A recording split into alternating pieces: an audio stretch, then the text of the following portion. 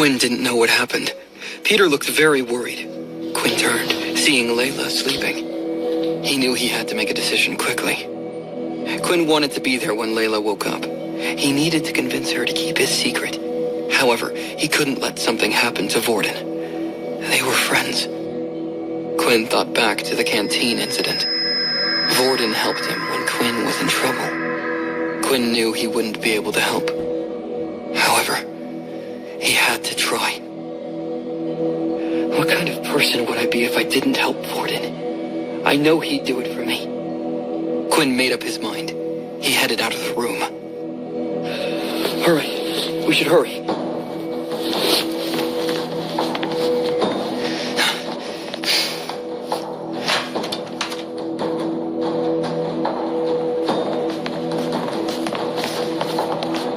The two of them ran until they reached the assembly hall.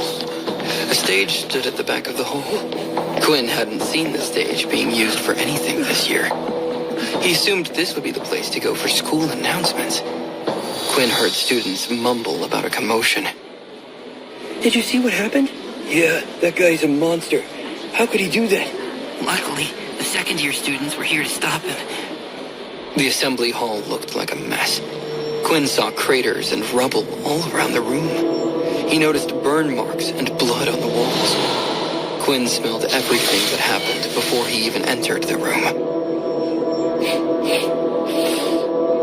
Quinn wrinkled his nose with disgust.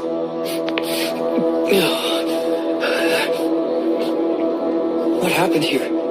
Where's Vorden? It looked like an ugly fight had taken place. Quinn feared the worst for his friend. Peter shook his head. I don't know. Vorden and I were practicing my earth powers. A bunch of second years came up to us asking for Vorden. Vorden told me not to worry about it, but of course, I followed them. I saw them take him to the assembly hall, but two students stood guard and wouldn't let me come inside. That's when I came looking for you. Quinn and Peter asked the students what happened. The students avoided the question, completely ignoring them. Quinn knew they were told not to tell anyone what they had seen. Peter kept asking the students, ignoring their mistreatment. Quinn knew it was hopeless to try. Instead, he investigated the scene. Maybe his new powers could shed some light on the situation.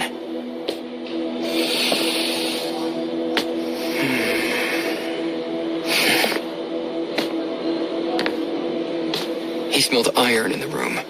It felt thicker than anything else. Quinn followed the smell. It led him to an area where dried blood covered the floor. Inspect.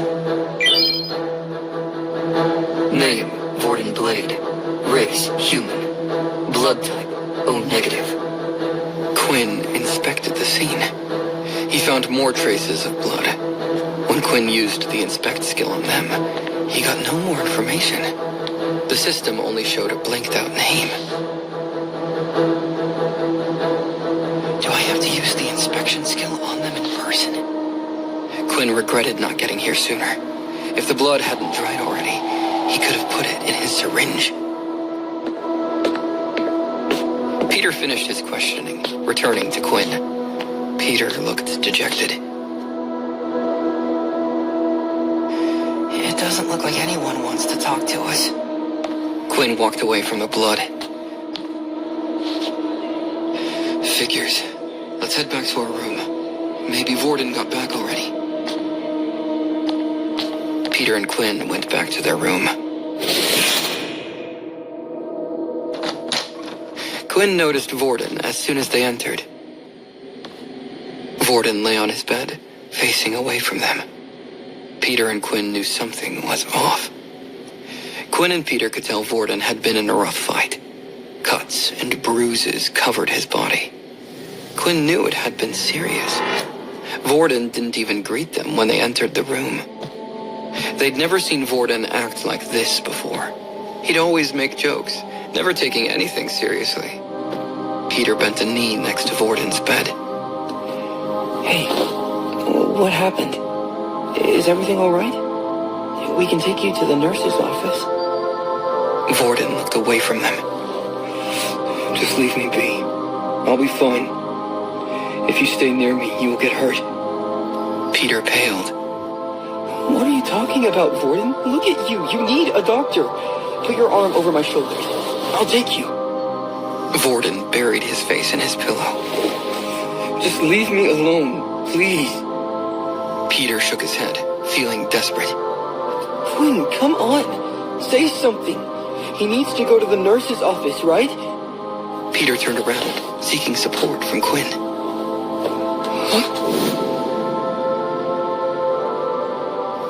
However, Quinn was nowhere to be seen. Vorden grinned without humor. Even he thinks I'm a monster.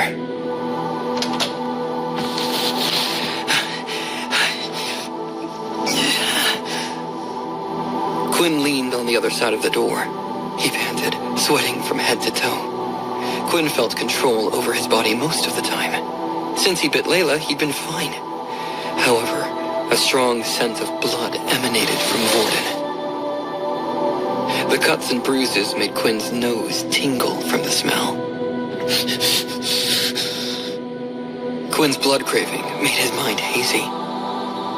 He maintained control over his instincts. He wasn't an animal. However, images of Layla's neck flashed through Quinn's mind. He wanted to forget the whole thing.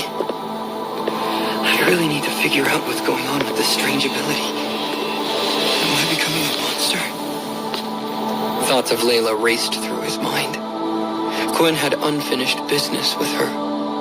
Vorden didn't look okay, but he was safe. Quinn knew no one would attack his friend right now. He needed to reach Layla before she woke up. Quinn couldn't waste another second. If she woke up before he got there, he had no control over what she might do next. Quinn needed to know what she remembered.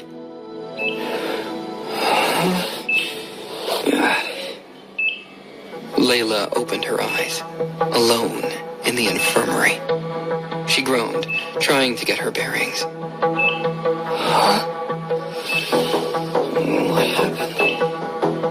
Where am I? She looked around the room, wiping her eyes. Layla rubbed her neck. Images of Quinn played in her head. She remembered everything.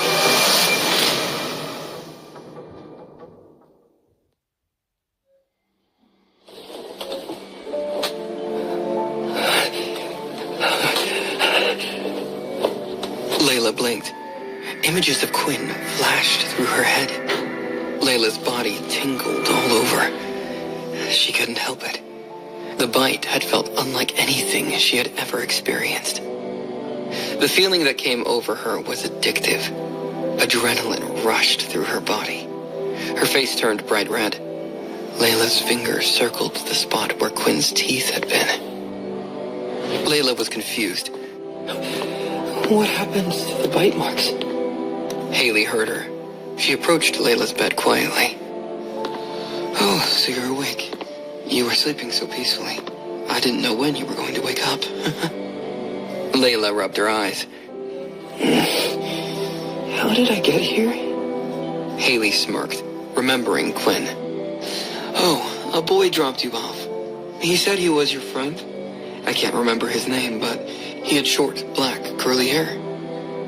Layla nodded, confirming her suspicions. Quinn must have brought her to the infirmary right after biting her. Haley noticed Layla rubbing the side of her neck. Oh, I got rid of those bite marks. Do you remember what happened? Goosebumps ran through Layla's body. The thought of what happened to her made her blush. I'm not sure. Maybe it was a beast. Haley made notes on her tablet. A beast? Layla buried her head in her hands. Students go on field trips to outer worlds, right? I hear sometimes stray beasts follow students back through the portal. Haley stopped taking notes. She knew the girl was hiding something. Well, whatever it was, I'm sure the school will deal with it. You're safe now.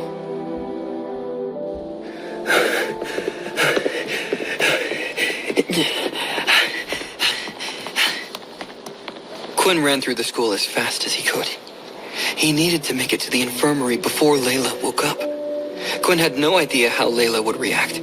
He didn't even know the consequences of biting someone. Will I get suspended? Expelled? Arrested?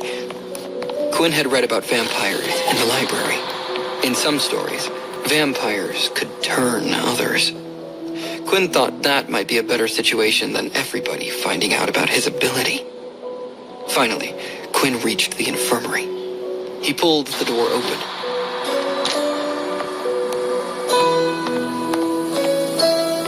Haley waved at him, barely looking his way. If you're looking for the girl, you just missed her. She left a little while ago. Quinn paled. His mind raced in panic. Really? Did she happen to say anything? The doctor isn't trying to tackle me to the ground, so Layla must have kept quiet about it. But why would she do that? Does she even remember anything? Haley thought back to her conversation with Layla. Oh, you mean about the wound? She said that a beast attacked her, but I doubt that. It looked more like a snake bite. I wonder how it managed to get into the school. Haley kept talking to herself, ignoring Quinn. She worked alone, so she got used to the sound of her own voice. Thanks for letting me know. Quinn closed the door behind him, happy to get away. Why did Layla keep his secret? Quinn had basically assaulted her. Maybe she planned to blackmail him. No, that didn't make sense. She had nothing to gain. Quinn always thought this way. People acted for selfish reasons. That was the way of the world. Quinn couldn't believe that Layla would keep this a secret without a reason. While Quinn debated what to do, he felt a hand on his shoulder.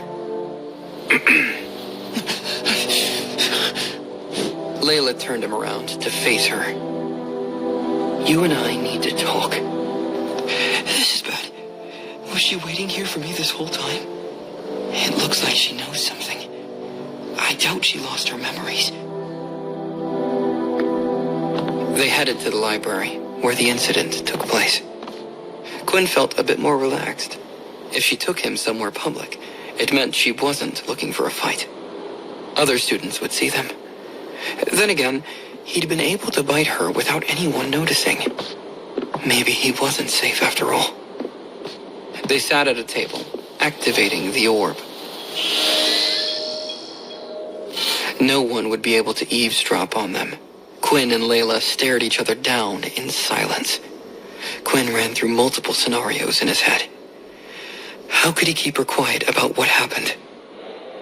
Layla gathered the courage to talk. What happened in the library? What did you do to me? Quinn swallowed. Why bother asking if you already know? Tell me what you want from me. Layla nodded. If he wanted bluntness, she was going to give it to him. I've been observing you for a while. You've been acting strange since school started. I didn't put it together until now. You're a vampire, aren't you?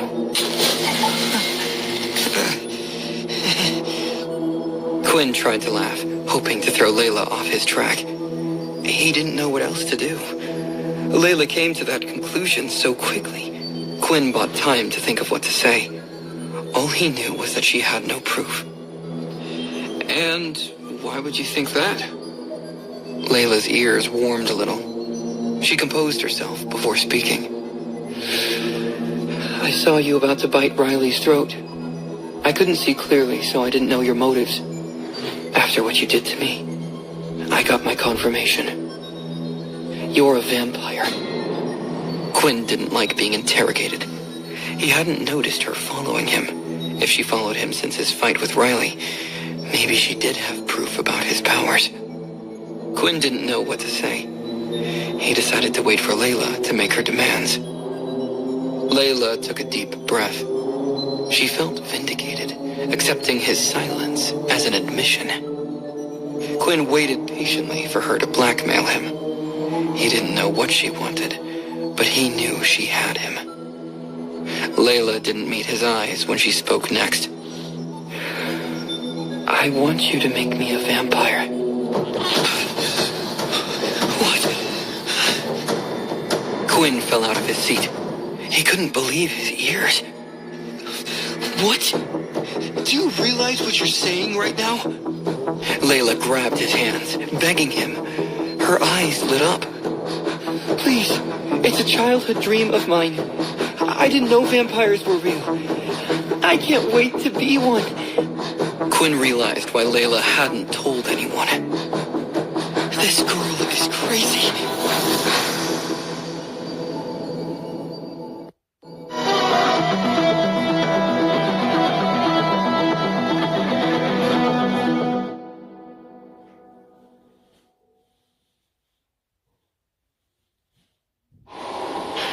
Layla spent her whole life reading fantasy stories. Her father worked as a writer before the war. Her home was filled with books. Layla's favorite stories were always about vampires. Layla loved everything about vampires. She loved how they had to keep their identity secret. Layla loved their super strength and speed.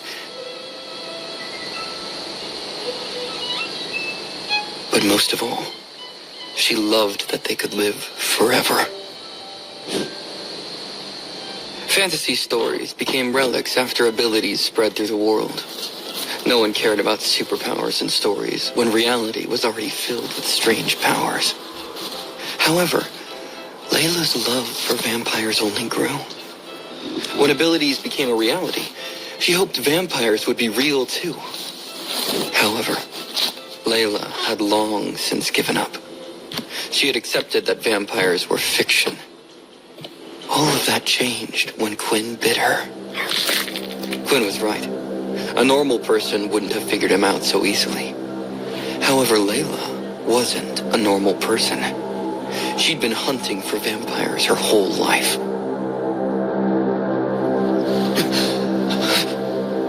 Layla got out of her seat. She got to her knees, bowing to Quinn.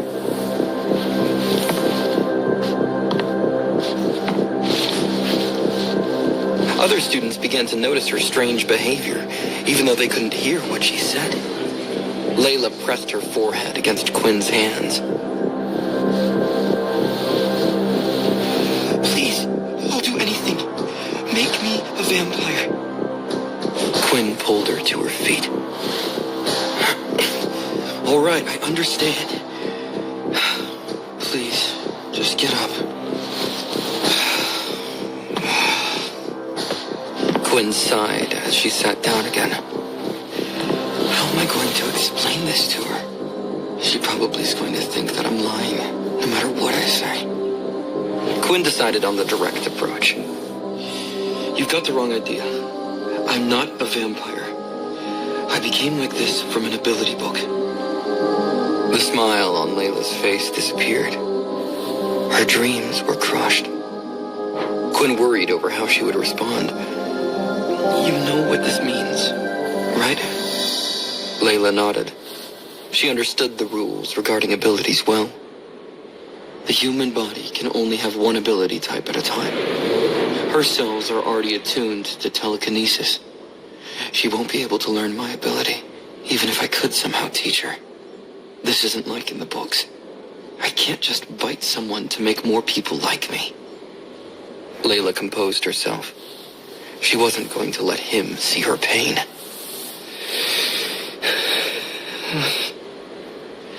Then why did you hide this from the academy? Why did you tell them you had no ability? If you got this from an ability book, you can't be an original. Quinn tried to make her see things from his perspective. Have you ever heard of an ability like this? Layla thought about it. She'd never come across an ability like this anywhere in her vampire research. There was no record anywhere of an ability user drinking the blood of their victims. Layla's mind raced to another possibility. That's all the more reason to tell the school. They can help you register the book. If you sold an ability book like that, you'd make a fortune. Quinn rubbed his temples. He knew the next part was even harder to believe. I wish I could do that. But when I learned the ability, the book vanished. Layla doubted Quinn was telling the truth. Ability books didn't just vanish. They weren't magic. However, Layla had to believe him for now. Quinn's explanation was the only thing that made sense, given her limited information. He wouldn't hide his abilities if he could sell the ability book. It had to be gone. She knew there had to be more to the story. Layla wanted to know more about Quinn's abilities. Eventually, she'd get to the bottom of it. Layla knew Quinn needed her help. He stood no chance without a powerful family or company backing him. Sooner or later, someone would find out about his rare ability. No one would believe his ability book disappeared. They'd torture Quinn to get the book. When that didn't produce any results, Quinn would be taken away to be experimented on.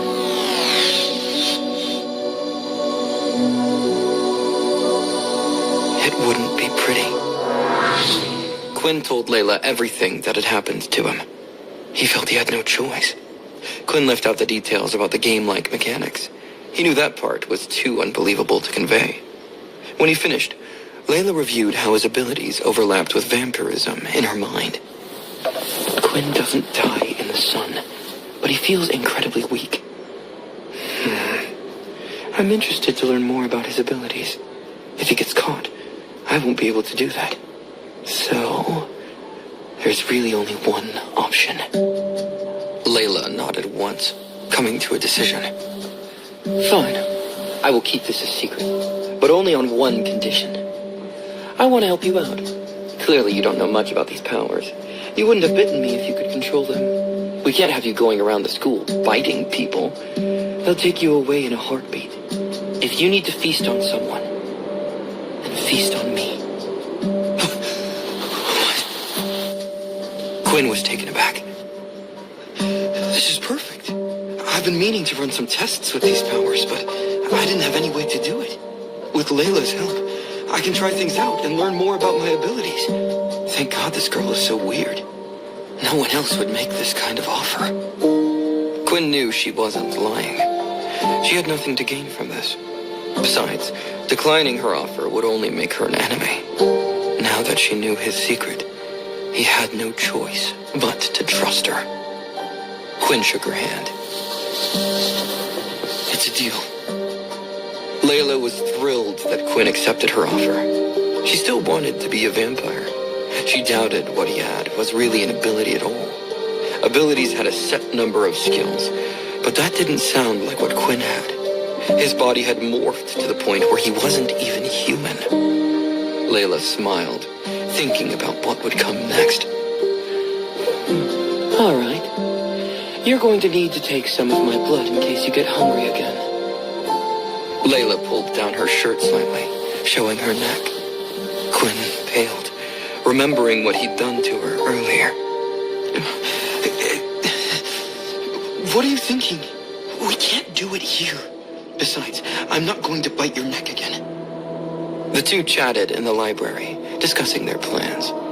They had very different ideas of how things should proceed. Vorden entered the library. He saw Quinn talking to Layla. Vorden's face turned sour. Have you forgotten about me that quickly? You're mine, and I'm not letting anyone hurt you.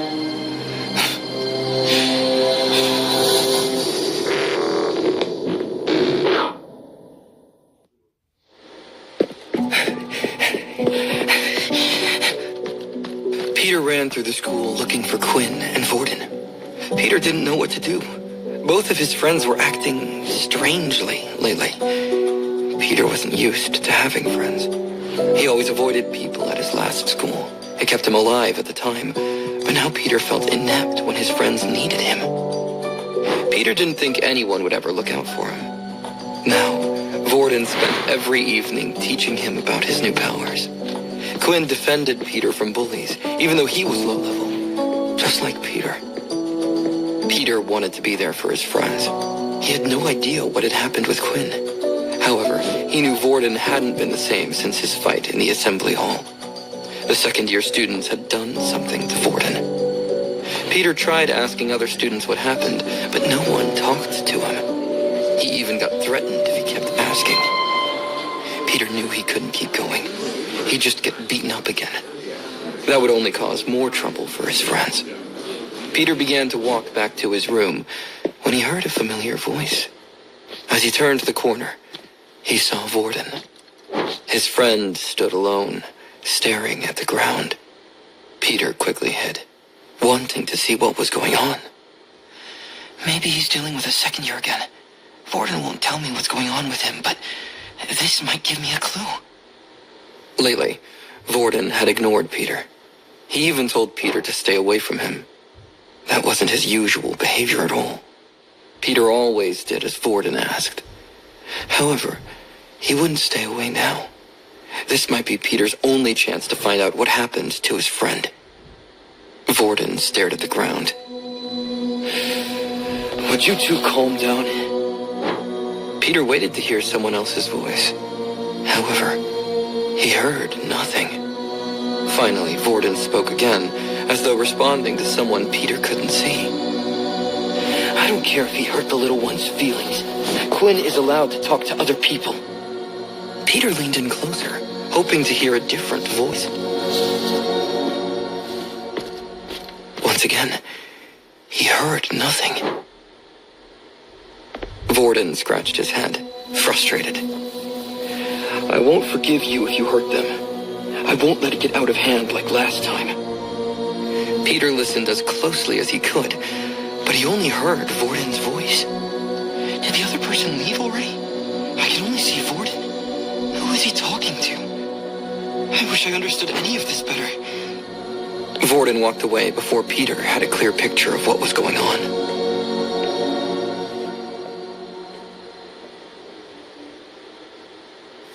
Lunch break was over. They had to go back to class. Peter still had no idea how he'd help Vorden.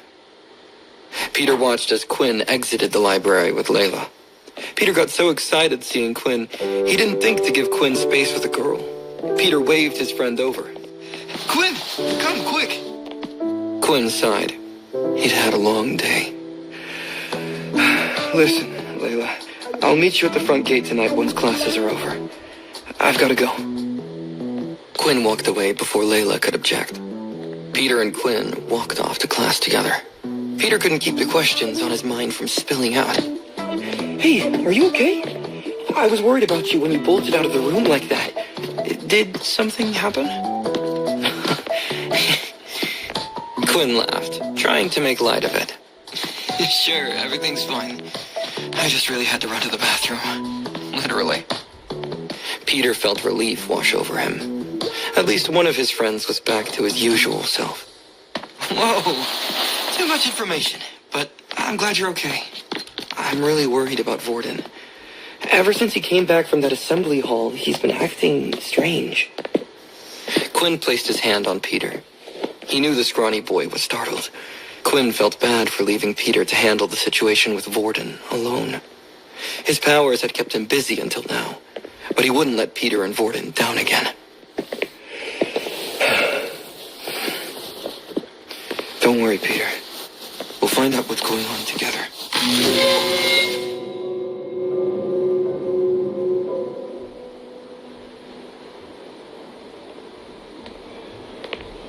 When they entered their next class, they saw Vorden already in his seat.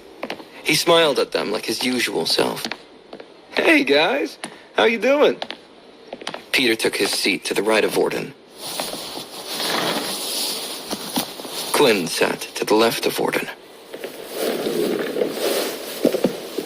Peter couldn't keep the worry out of his voice. Are you feeling any better? It seems like you were really down. Vorden tried to keep his smile, but it wavered for a moment. Don't worry about it. The second year was a little tougher than I thought, that's all.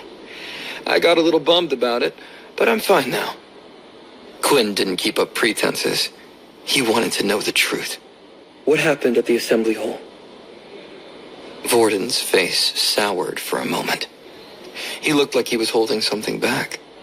Vorden clenched his fist for a few seconds, then relaxed. Guys, don't worry about it too much. You know I'm strong. I can handle myself. Peter relaxed, seeing Vorden return to his usual self. Quinn didn't buy it. He noticed that Vorden held something back. Vorden didn't want to tell them the truth. That worried Quinn.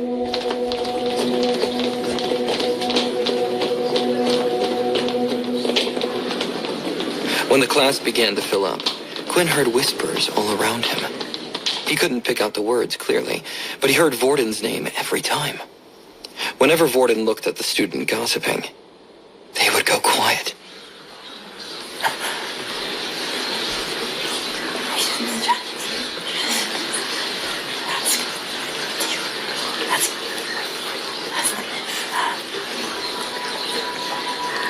Quinn heard other words too. They used words like crazy, weirdo, and monster to describe Vorden. Quinn began to feel like there was a big secret that he and Peter weren't privy to, but the rest of the school knew about it. Even Vorden kept quiet about it. Quinn stole a glance at Vorden. His friend stayed motionless with his head down. Vorden spent the whole class with his head down on the table. He didn't even take any notes.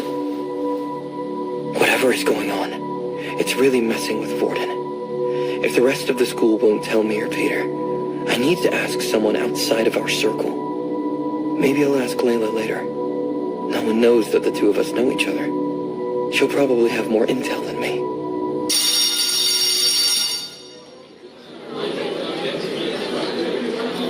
Students began to gather their things, but Professor Dell demanded their attention. Before you go, there is something important you should know about. Look at this list I have on the screen. Please read this carefully and see where your name is. Tomorrow, we will begin the start of your combat classes. The list divided students based on their abilities. It listed elemental abilities, transformation abilities, enhancement abilities, and so on. However, Quinn noticed that his name wasn't on any list, nor was Vorden's. Dell noticed a couple of confused faces.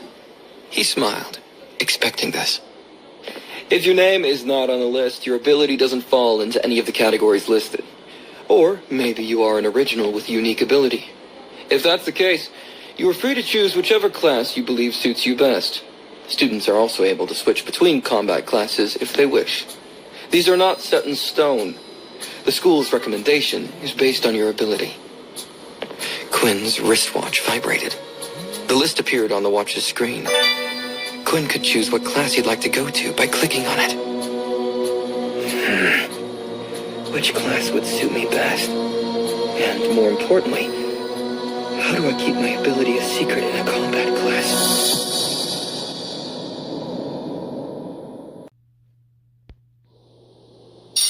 Classes finished for the day. Vorden offered to help Peter with his training. The two of them planned to be in the elemental combat classes the next day. Peter felt nervous, since he hadn't gotten the hang of his new powers yet. Peter looked at Quinn with hope in his eyes. Did you want to join us tomorrow? It might be easier for the three of us if we stick together.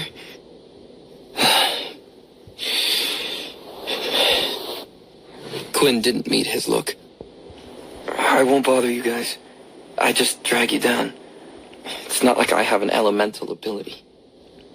Peter knew Quinn would say that. It made sense. They all needed to do their best to protect themselves. Quinn needed to pick a class that would help him defend himself against bullies, especially since he didn't have an ability yet. I'm glad the three of us are okay again. I thought Quinn and Vorden were hiding something, but it looks like I was overreacting. The tension I felt earlier is gone. Quinn left Vorden and Peter to study on their own.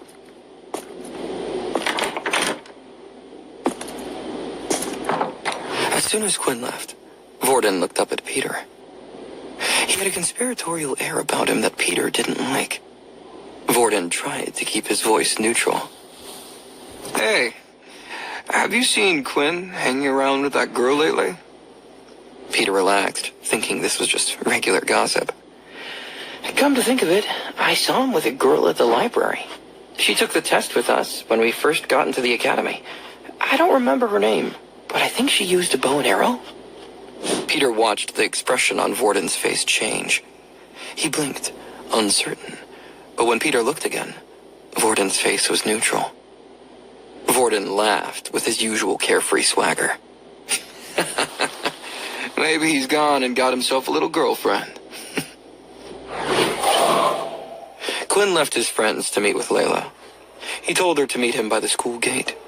He didn't know if she would follow his instructions, but he'd long since given up trying to predict the weird girl's moves. Quinn decided to stop by the school's lab before heading to the gate. The military school focused on combat, but it still had science classes. The Great War had advanced human abilities. It did the same for human technology. Humanity was still experiencing a technological revolution after coming into contact with alien tech. The school wanted to shepherd the next generation to even greater heights in technological advancements. Students were encouraged to pursue science in their time at the academy. The military hoped students would continue this scientific pursuit after they graduated.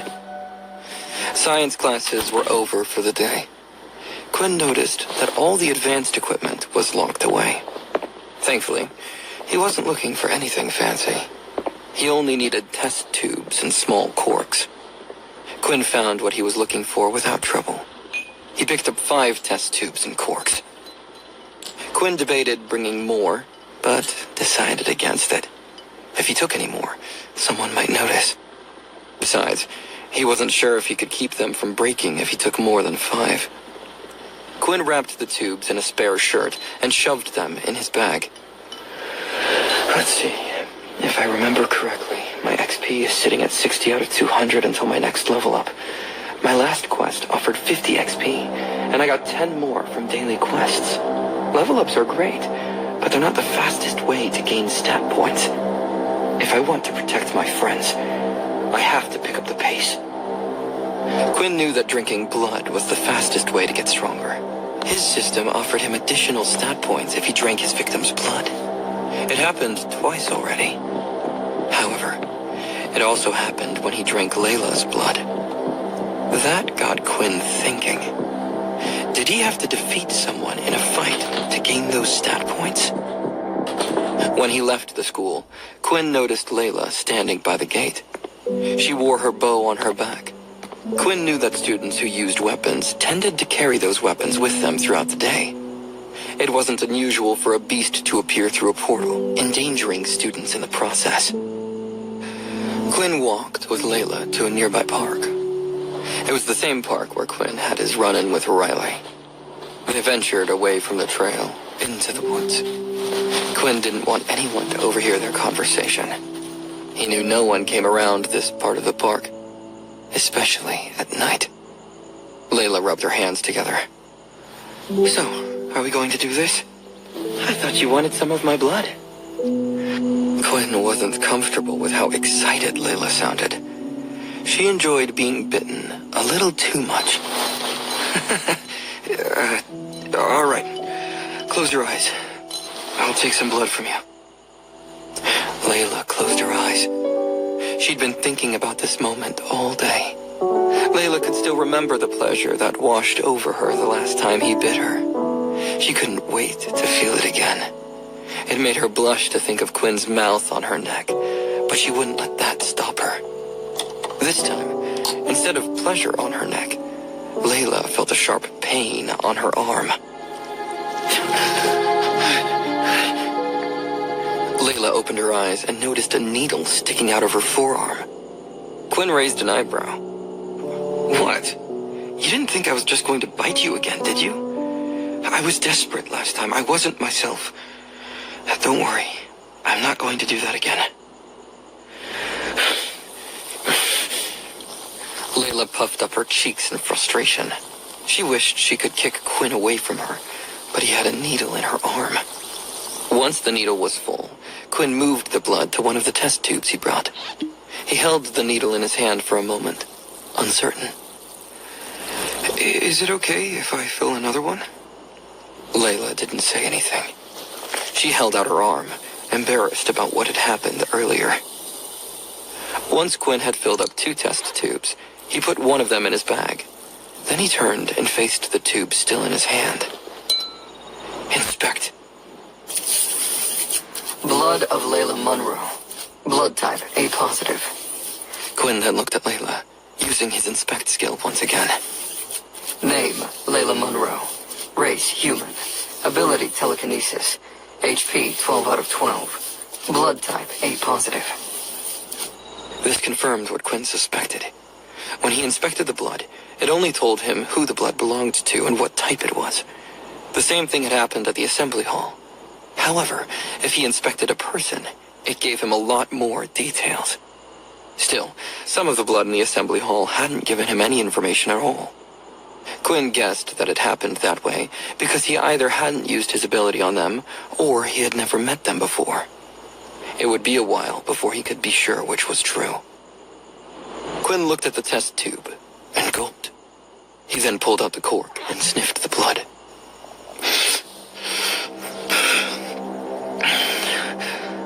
Layla blushed again, seeing what he was doing. You're not going to drink it right here, are you? Quinn shrugged. Why not? I need to know if anything goes differently this time. Layla looked away. I don't know. It's embarrassing to have you drink it right in front of me. I can't explain it. Quinn ignored Layla, sniffing the blood again. It smelled quite sweet. The blood was different from how he remembered it. Quinn lifted the tube and drank the blood in one gulp. As the blood ran down his throat, Quinn felt a tingling sensation through his body. The blood tasted surprisingly sweet rather than metallic. His level up transformed his mouth as well from the looks of it. Your HP is already full. The blood will have no effect. Blood from this person has already been consumed. No stat point will be given. Quinn knew the blood would restore his HP, but the second message caught him by surprise. Since no stats would be given, he would have to go after a new victim to gain a stat point. Quinn smiled to himself. He needed to test this out as soon as possible. Layla raised an eyebrow. I guess whatever you wanted to test worked. Now, stop with that creepy smile of yours. Quinn ignored Layla. His mind was focused on the task at hand. If only there was someone else around. I could taste their blood and test this once and for all. Quinn heard 2 people approaching from the park. He looked at Layla, but the girl had already disappeared. Quinn followed suit, disappearing into the trees. Quinn spotted 2 students walking through the woods. He recognized one of them.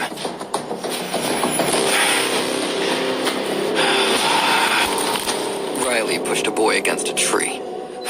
Now hand over your credits. Otherwise, I'll dig your grave right here. No one will ever find your body. It looks like Riley still hasn't learned his lesson. Well, this works out just fine for me. I can test out my theory on him. Quinn took out the mask he had bought at the convenience store.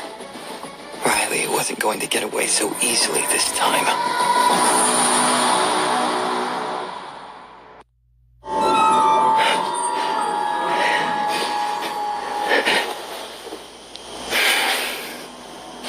Quinn put on his mask, moving closer to Riley. Quinn moved silently, hiding between the trees. Neither Riley nor his new victim saw Quinn. Riley towered over the other student, pushing him against the tree. Hey, you want a beating? Pass those credits over now. The student tried to hide his tears. I only get 10 credits a day. They're mine. This isn't fair. Riley punched the tree next to the student's ear. He made a crater on the bark. Fair? This world isn't fair. Blame the people at the top. People like us can't do a damn thing about it. Quinn froze as he heard those words. I never really thought about it, but Riley is only a level 2, isn't he? I doubt he has it much easier than I do. He probably gets pushed around just as much. But that doesn't excuse the way he's behaving. Just because he gets bullied doesn't give him the right to bully others. That's not going to change the system. It just keeps the chain of abuse going. Layla followed Quinn closely. She took her bow out. Layla saw something in his eyes when Quinn put on the mask. He was going to make Riley pay. Layla moved in close to Quinn. The two of them moved as quietly as the night. Do you want my help? It'll be easier with two of us. Quinn shook his head. It's okay. There's something I want to test out. Quinn was a level 1 the last time he fought Riley. Quinn had leveled up since then. He wanted to see how he fared against another level 2. Quinn also wanted to use his new ability on Riley. Quinn moved closer. He hoped to finish Riley. The bully had his back to Quinn. Quinn reached striking distance. He felt ready to take Riley down. At that moment, the student being held against the tree spotted Quinn. Please, help me! He's going to take my last credits! Quinn leaped forward, his surprise attack ruined. You idiot! The student's warning gave Riley enough time to activate his ability and turn around. Quinn moved faster. Even with Riley's hands ready to block the attack, Quinn hit Riley straight in the stomach. Quinn felt resistance as his fist connected. Riley had activated his hardening ability, but it wasn't strong enough. Quinn's level up meant that his punches carried more weight. Despite meeting Riley's ability head-on, Quinn did real damage. Still, Riley smiled. I've been waiting for you. This time I came prepared. Riley put 2 fingers in his mouth and whistled. 2 students came running in from the park. Riley looked very proud of himself. You think you can take on 3 of us? Quinn looked at the 2 students running towards them. He didn't know if he could handle all 3. An arrow flew from the woods, hitting one of the boys in the knee. The student fell to the ground, groaning in pain. The other student went down to help his friend. What happened? Is that an arrow? Where did it come from? Quinn saw an opportunity. He dashed away from Riley, heading towards the other students. Thanks for the save, Layla. I owe you one. Now, let's try out that new skill. It has a 5-meter range, right? Well, it's time to find out. Once Quinn got within 5 meters of the other student, he activated Blood Swipe.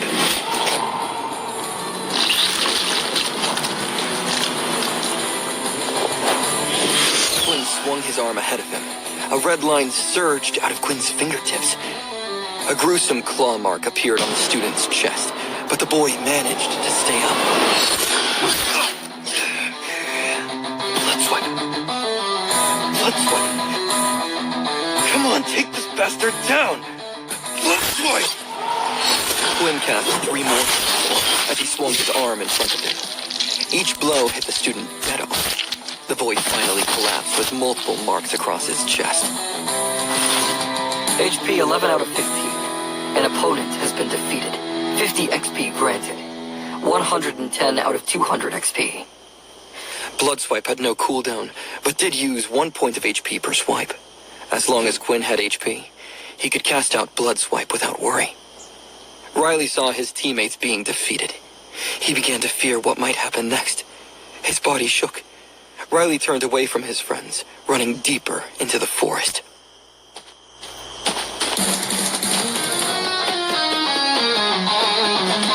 Quinn caught up with Riley easily.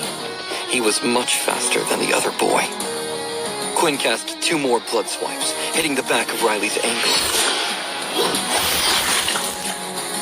Riley fell to the ground.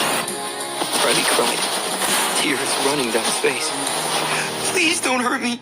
I'll do anything. Quinn grinned. He placed his watch against Riley's. Oh, really? Then hand over all your credits. Riley's tears stopped. His face was incredulous. But if I do, I won't have enough credits for Dan. He'll kill me. Quinn's smile disappeared. Is now really the time to worry about Dan? Riley looked like he was about to be sick. He didn't want to do it, but he transferred 50 credits to Quinn. Quinn knew very well where these credits had come from. How many victims had their credits stolen? Riley tried to smile. So, will you let me go now? Riley saw a sinister smile on Quinn's face through the bottom of his mask.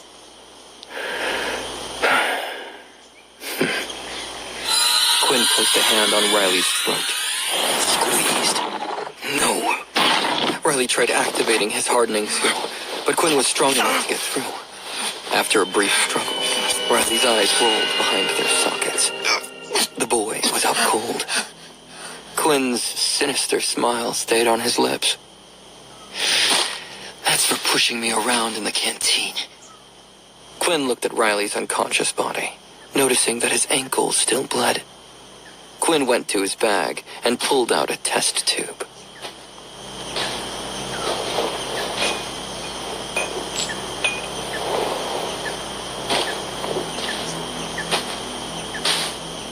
He held Riley's leg up, allowing the blood to drip into the test tube, filling it up.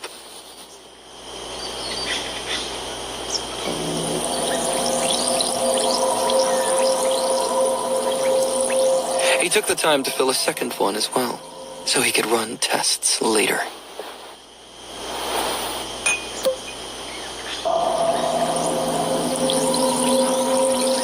Quinn turned his attention to Riley's friends. Layla's arrow took one of them down immediately, while Quinn took the second one down with his blood swipes. Quinn collected the boys' blood from their open wounds. They didn't look life-threatening. The blood would stop flowing soon. Quinn had to act fast.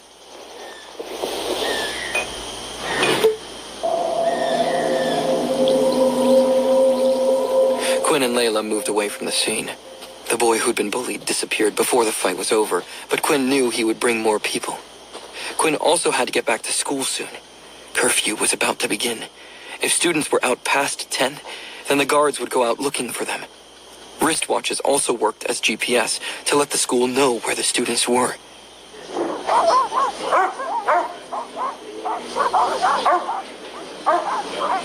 Students found injured outside the school were taken to the infirmary.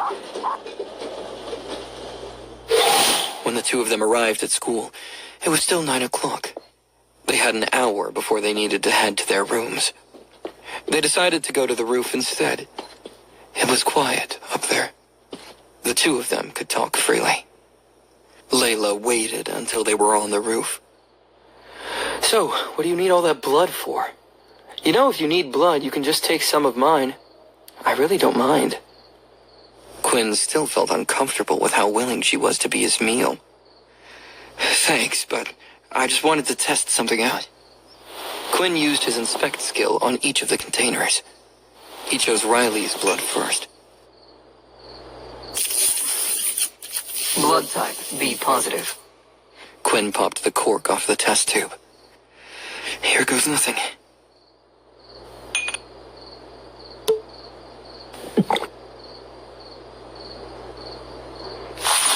You have regained 5 points of HP. 14 out of 15 HP. B positive blood type has been absorbed. Plus 1 point of agility has been added.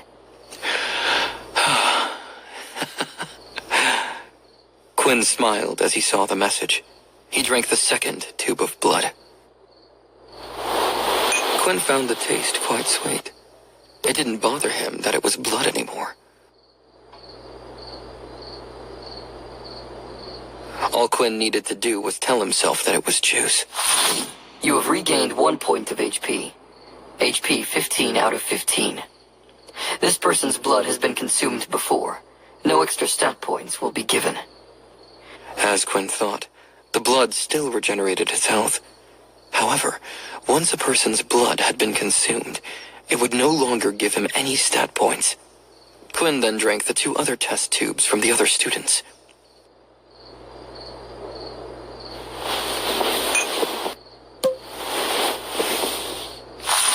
Blood type A negative has been absorbed.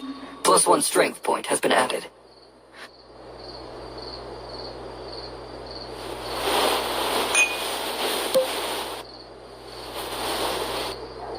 Blood type AB positive has been absorbed.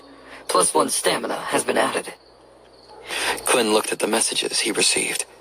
He noticed a pattern. When he drank Layla's blood, which was A positive, he gained a point in strength. It was the same when he drank the A negative blood type. Riley, whose blood type was B positive, had given him a point in agility. Finally, the AB positive blood type had given him a point in stamina. Quinn assumed that being positive or negative blood type didn't matter. As far as he understood, A types gave him points in strength, B gave him points in agility, and AB gave him points in stamina. The only blood type left was O type. Quinn wondered what would happen if he drank it. It was time to start looking for his next sample.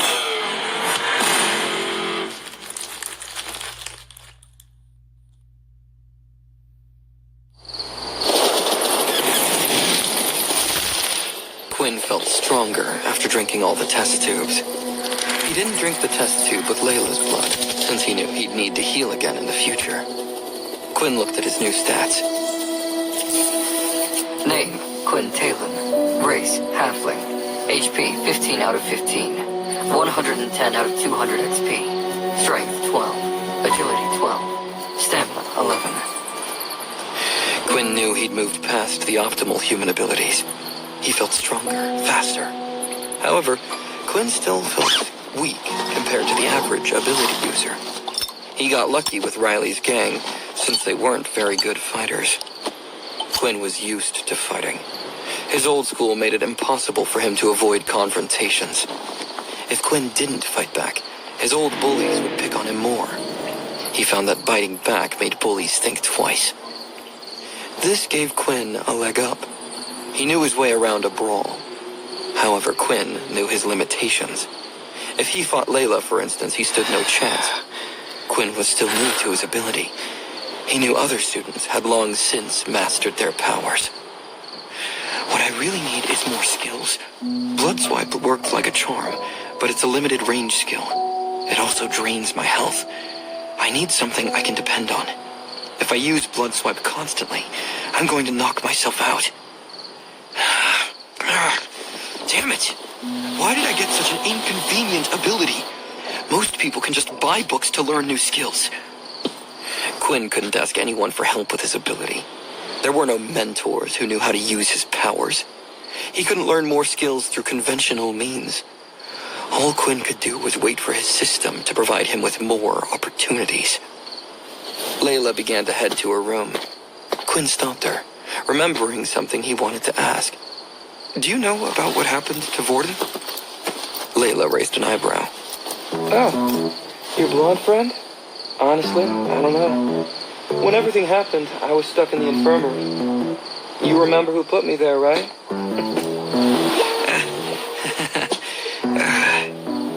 Quinn laughed nervously. Well, do you mind finding out for me? The second-year students are keeping me from learning about what happened. No one will talk to me. Layla frowned. The second years are involved in this? That's not good.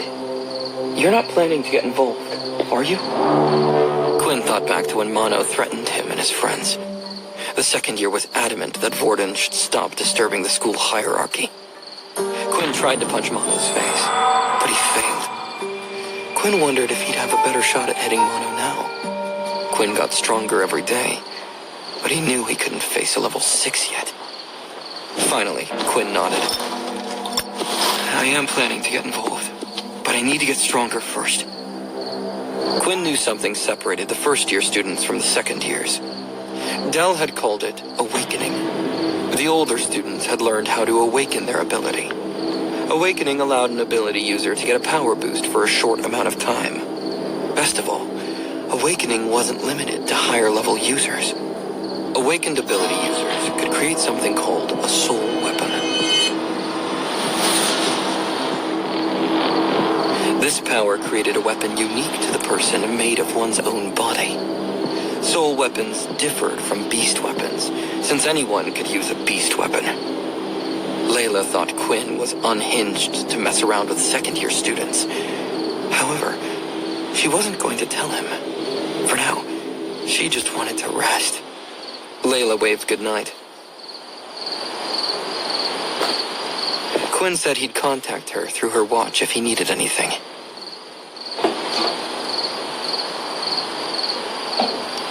Quinn kept the test tube containing Layla's blood with him.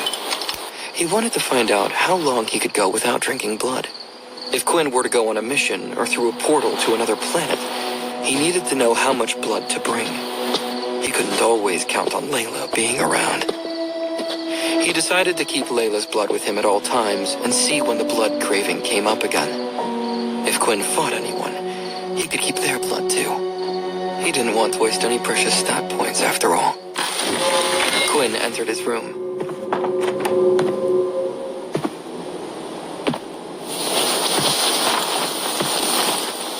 Vorden and Peter practiced their Earth abilities in preparation for combat classes. Peter stood up in excitement. I did it! I finally did it! Woo! Peter held a small lump of hardened mud in his hand. He changed the shape of the mud as he moved.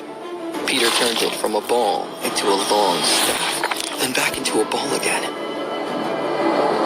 Vorden grinned at his friend's excitement.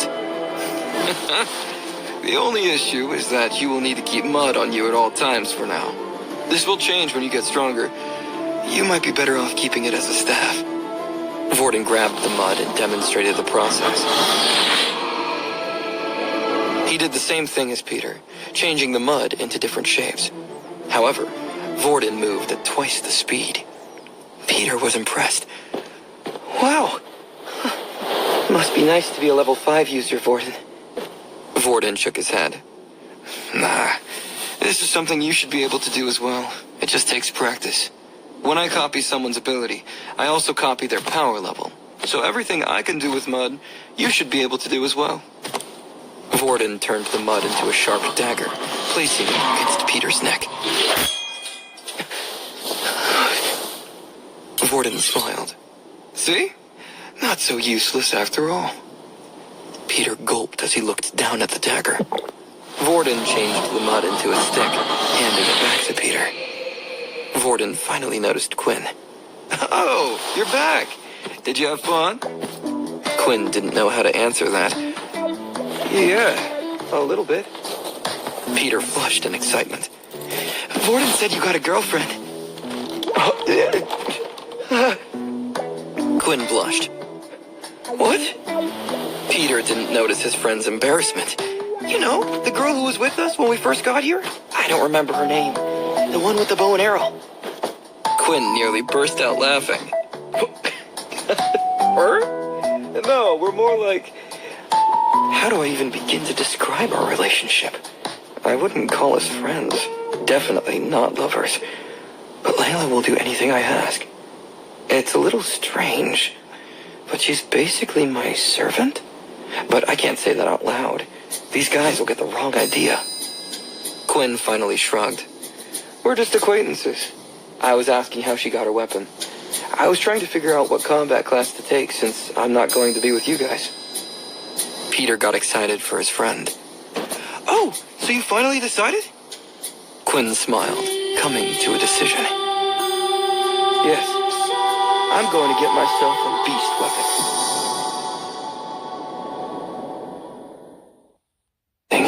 Better to be over-prepared than under-prepared.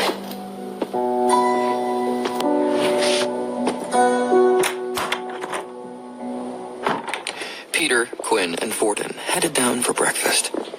People gave the three of them strange looks.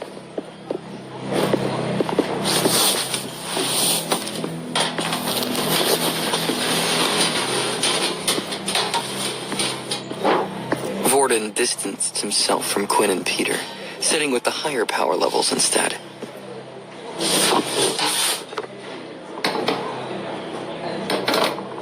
When Vorden sat down, the other students got up to leave.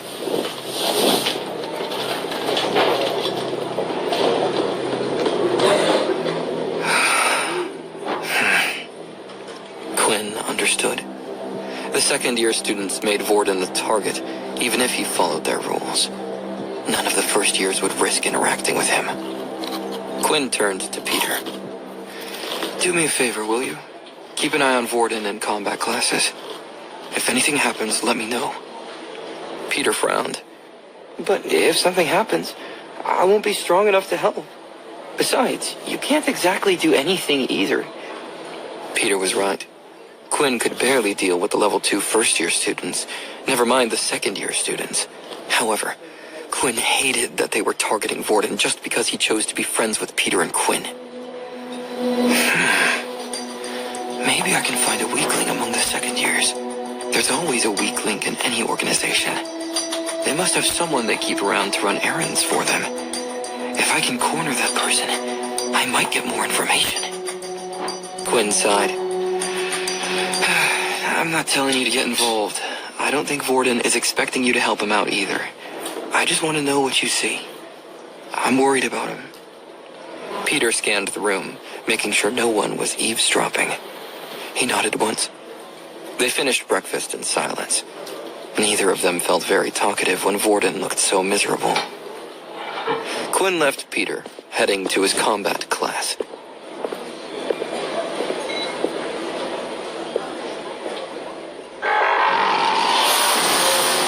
Quinn registered for the beast weapon class through his watch. The watch told him how to get to his class.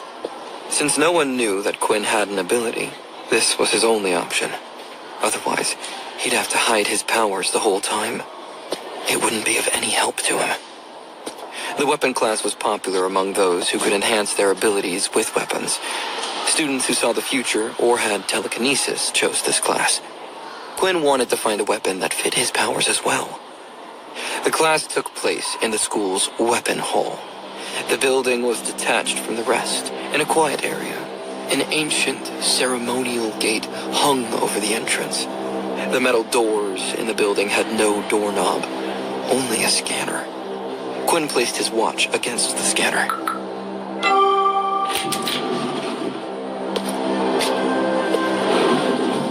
The outside of the building did not match its inside. Quinn saw nothing ancient about the steel walls and granite floors.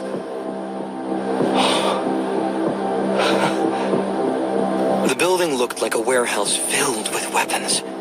Quinn saw no decorations, only row upon row of weapons. They hung on walls, sat behind glass containers, and filled shelves.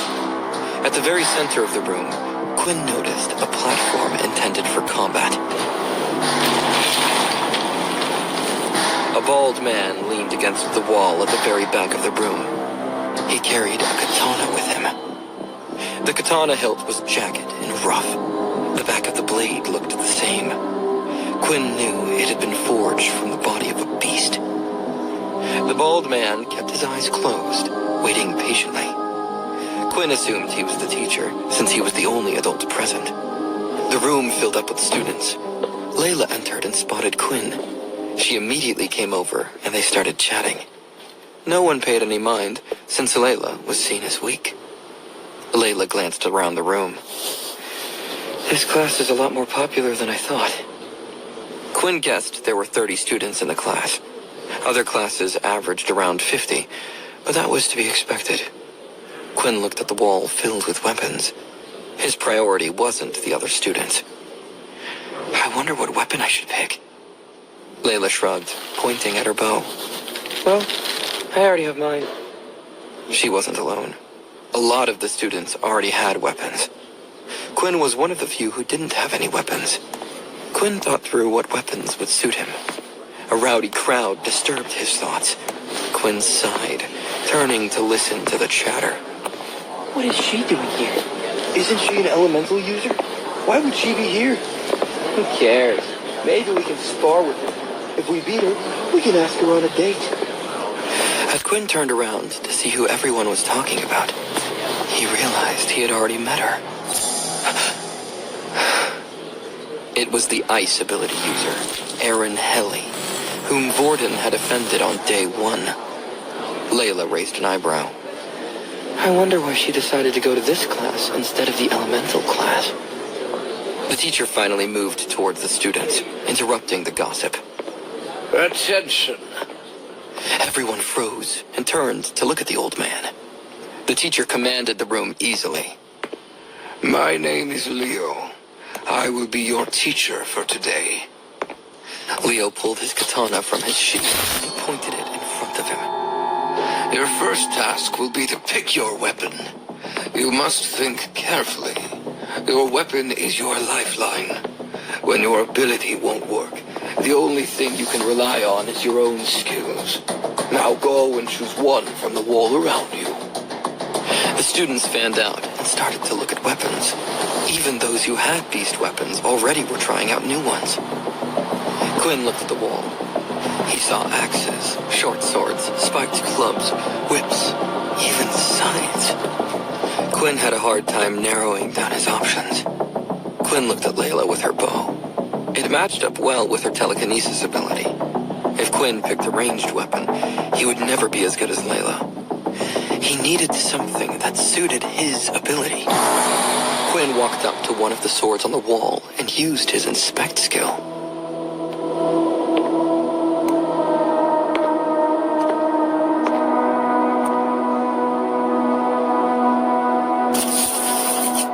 Corage Sword. Tier. Basic beast weapon. Strength +3. Agility -2. The sword is incompatible with the skill Blood Swipe. The sword looks heavy. Quinn needed to move fast, so losing some points in agility wasn't going to work. What surprised him was how much information his inspect skill had given him. It even told him if Blood Swipe could be used with it. Quinn smirked. If he used his inspect ability, this might be pretty easy after all.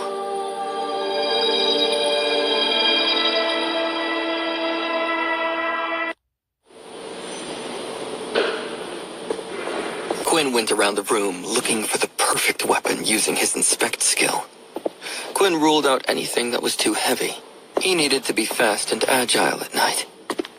Quinn only found basic tier weapons. They were the lowest level a weapon could be. Weapons were categorized into 8 different levels, depending on which beast core it was made of. The system was based on planets already discovered.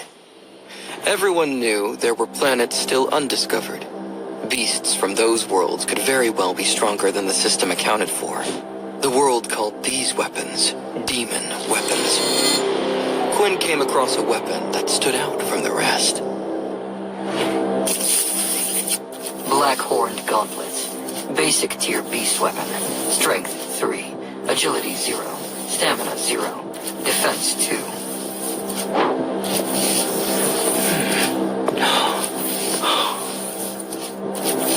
This weapon is compatible with the skill Blood Swipe.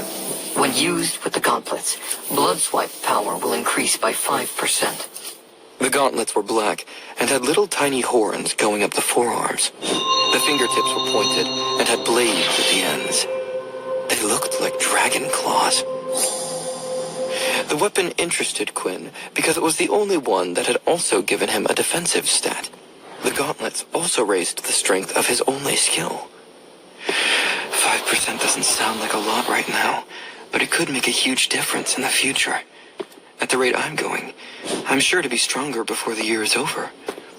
I'd like to have a weapon that makes the most out of my skills. Besides, the gauntlets don't keep me from holding another weapon if I want to. Leo approached Quinn, eyeing the gauntlets. What a strange choice, boy. Quinn jumped, realizing that the teacher was right next to him. Leo had moved more quietly than anyone Quinn had met. The teacher ignored Quinn's startled expression. The gauntlets are not many people's first choice. You must have no fear of getting close to your enemy with a weapon such as this. That is why it also works as armor. If you take this path, you will need all the defense you can get. Quinn fought more than most kids. He was used to using his fists. Blood Swipe worked as his only ranged ability. Quinn flexed his hands. Do you mind if I try it on? Leo's smile gave Quinn the ghost of a smile. Go ahead. Then the teacher left to check on other students.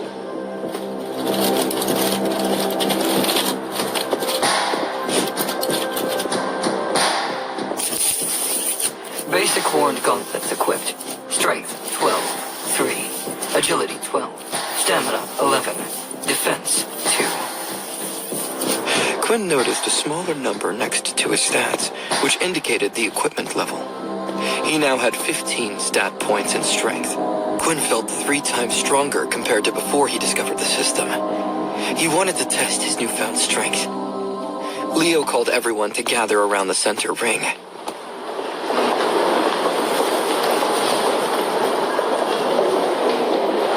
Leo stared at a far-off spot, not looking at any of them in particular. Now, I won't claim to be an expert in every weapon. Some of you might even be able to use your weapons better than I can. But I am an expert in fighting with weapons alone. What I know is this. Your weapon is only as good as you. For your first lesson, I want to see what you've got. We will have a sparring match. 2 people at a time. We will all watch the match and comment on what could be improved. Are there any volunteers?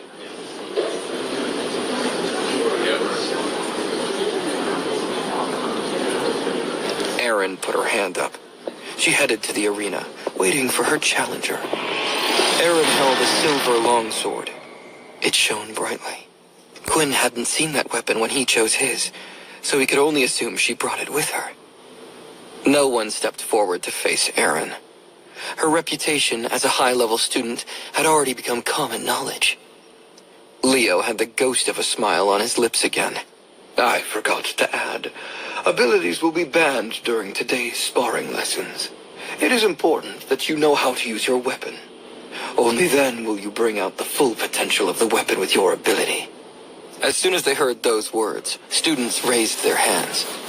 They all wanted to get the chance to beat the famous Ice Queen. Since she wasn't allowed to use her ability, this was their chance. Leo selected a large boy as Erin's opponent. He wielded a 2-handed axe. Quinn figured the boy had to be about twice Erin's size. The large boy gave Erin a gap-toothed smile.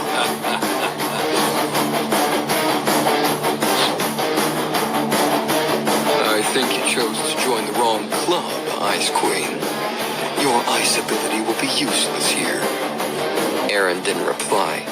She took her battle stance.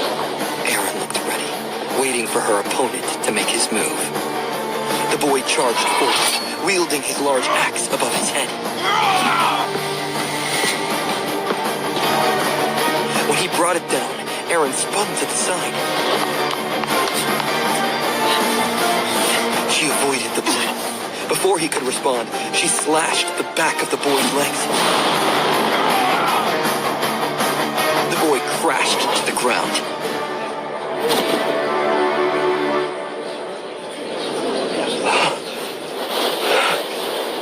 Erin placed her sword against the boy's throat. She eyed him coldly. The boy had tears in his eyes. I give up. Everything happened in an instant. Erin silenced the room. The students all knew Erin was strong, but no one expected her to be so skilled with a weapon. Powerful ability users like Erin tended not to bother with weapons. She made it clear with one swing that she was different. 2 men appeared out of thin air wearing black military uniforms.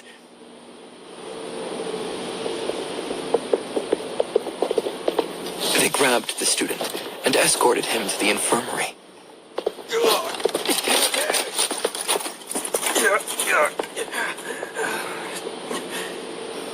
The students watched the rest of the fights. Most fights lasted much longer than Erin's. When it came to weapon prowess, most students were evenly matched. Since students couldn't use their abilities, even low-level students held their own against more powerful opponents. Layla stepped forward when her time came. Leo raised an eyebrow, seeing Layla's bow. Layla was very skilled with her bow, even without her ability. She shot arrows quickly, predicting her opponent's moves.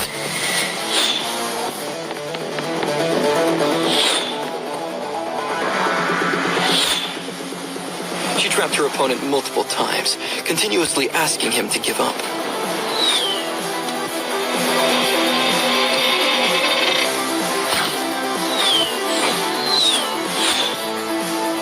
Her opponent remained prideful.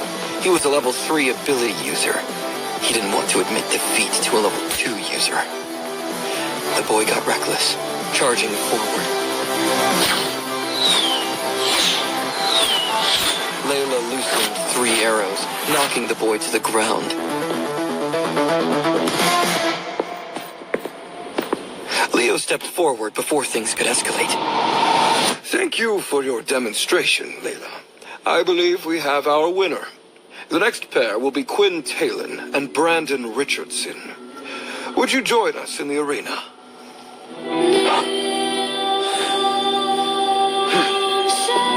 The weapons hall was indoors, which meant Quinn could use his full stats.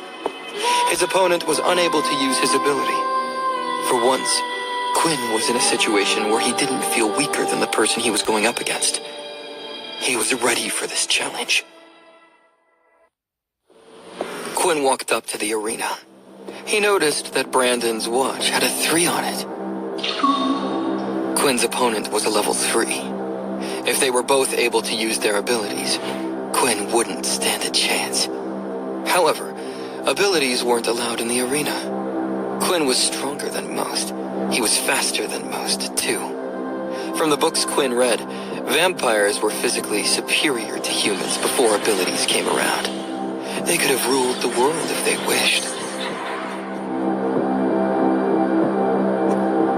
Brandon held a large spear, which had great reach. Quinn watched the pointy end of the spear as it dipped toward him.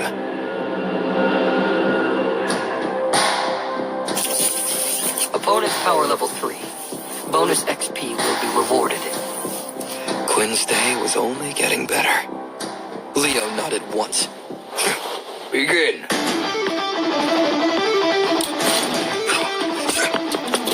Brandon charged in with his spear. Quinn took a fighting stance, both of his hands held out in front of him. When Brandon was within striking distance, he thrust his spear forward. It looked impressive to the people watching.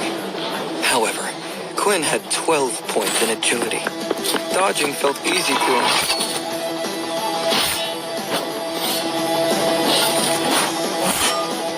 Quinn avoided the spear, ducking down. Before Brandon had time to pull the spear back, Quinn grabbed the spear with his hand. Brandon panicked, trying to yank the spear back. What the hell? Let go! Quinn held the spear with one hand. He swung his other fist at the spear, striking it with all his might. The spear broke in half. Everyone was aghast. Brandon's eyes widened. He turned to face Leo. What the hell? My spear broke! It must have been damaged before I touched it! Quinn rushed forward. Before Brandon could do anything, Quinn punched him hard in the stomach. Brandon's feet lifted off the ground. It looked like his body was about to fly away. Quinn called on his inspectability. Brandon Richardson. Ability, Elemental. HP 5 out of 15. Blood type, O positive. Quinn knew that if Brandon flew out of the arena, the fight would be over. However, Quinn's ability wouldn't count it as a win. Quinn needed to beat his opponent down to at least 1 HP. Quinn grabbed Brandon before he could fly away. He then kneed the other boy in the face, causing Brandon's head to snap back. Blood flew across the arena. Brandon collapsed to the ground. Leo raised his hand. The winner is Quinn Talon. Opponent has been defeated. 50 XP rewarded. Higher power level bonus 50 XP rewarded. 220 out of 200 XP. Congratulations. You are now level 3. 20 out of 400 XP. 1 attribute point awarded. New skill Blood Bank unlocked. Quinn received multiple messages, even leveling up. The bonus reward for defeating a level 3 user was higher than when he defeated a level 2 user. It was a shame that the bonus reward was only a one-time thing. Quinn noticed that a new skill had been unlocked. Quinn didn't have the time to look at it now. He needed to get off the stage. Quinn looked at Brandon, still lying on the floor, Blood dripped from his nose. Quinn shook his head. What a waste. I could be drinking that. Brandon has O-type blood too. I could finally find out what all the blood types do. But there's no way.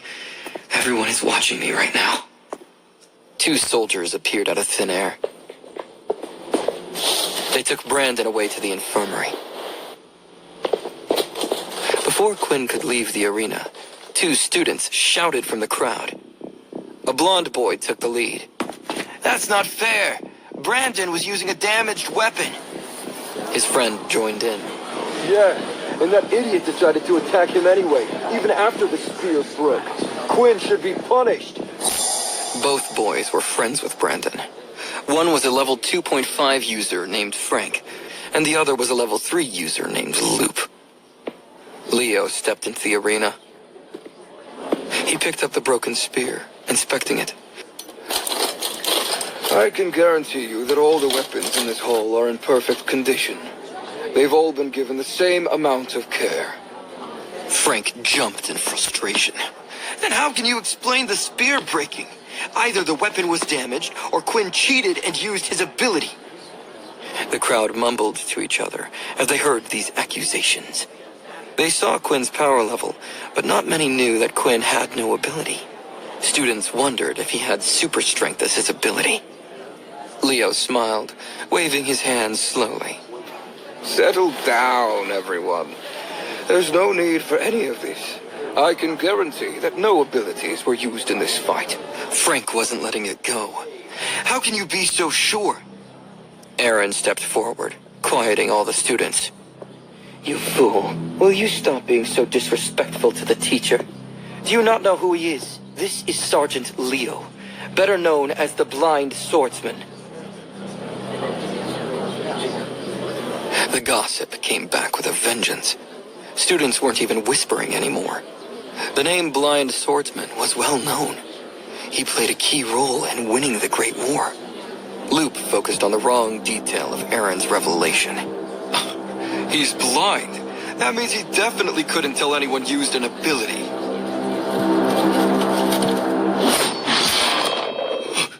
Leo threw a piece of the broken spear at Loop. The spear missed Loop, hitting the wall next to him. Loop felt pain on his cheek. As he touched his cheek, he noticed a cut. Leo kept his serene smile. I can see and hear very well. Better than most. My ability allows me to see the aura of people.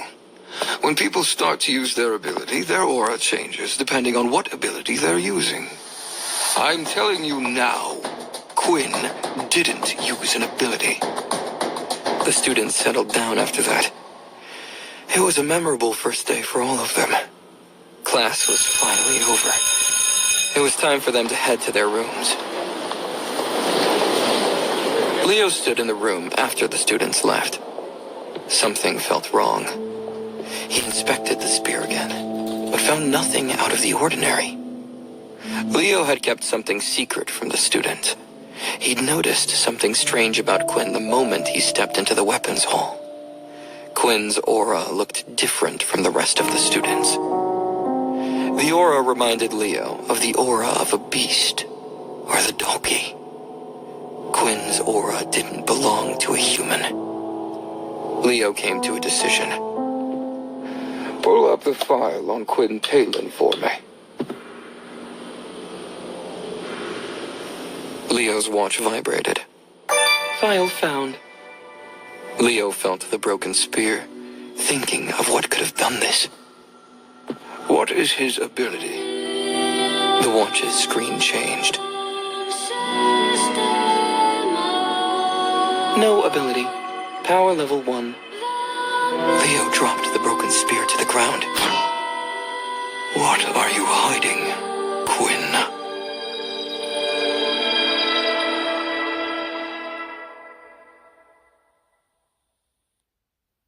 Quinn gave the gauntlets back, leaving them in the weapons hall.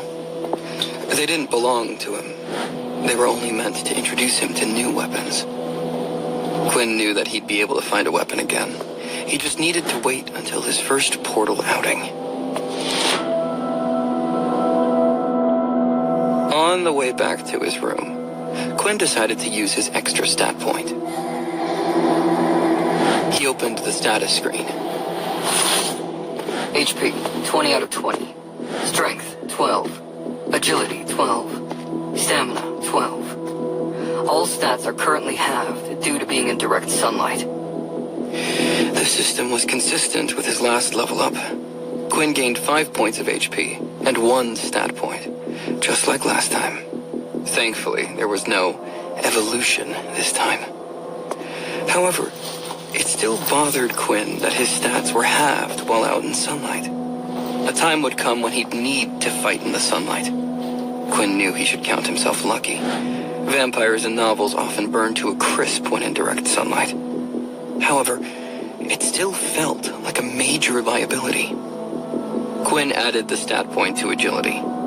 As long as he could hit his opponents without being hit, he couldn't lose. Worst case scenario, he could always run away. Besides, if he wanted to use the gauntlets as his weapons, he would need to be fast. They demanded hand-to-hand combat. Agility, 13. Quinn then checked out the new skill he obtained from leveling up. Skill, Blood Bank, level 1. The skill Blood Bank allows you to store up to 100 liters of blood in your reserve. The Blood Bank will automatically be used to heal the user if HP drops below 5. Every 10 milliliters of blood will be used to restore 5 HP. The user may also use Blood Bank to consume blood at any time. Quinn looked at the skill in disbelief. It was too good to be true. Blood Bank basically worked as an extension of Quinn's health. Quinn could restore up to 50 points of HP if his blood bank was full. It also solves my storage problem. Keeping test tubes with me all the time is very inconvenient. Plus the blood spoils after a while. It's not like I can keep a mini fridge with me at all times. Even if Layla wants to be by my side to help, she can't always be there. Quinn took out the test tube with Layla's blood.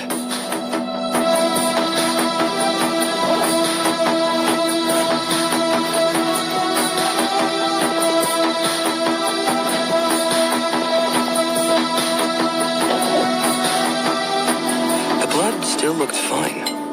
Quinn used his new skill on it. Skill, Blood Bank. The blood shone brightly, heating up in Quinn's hand.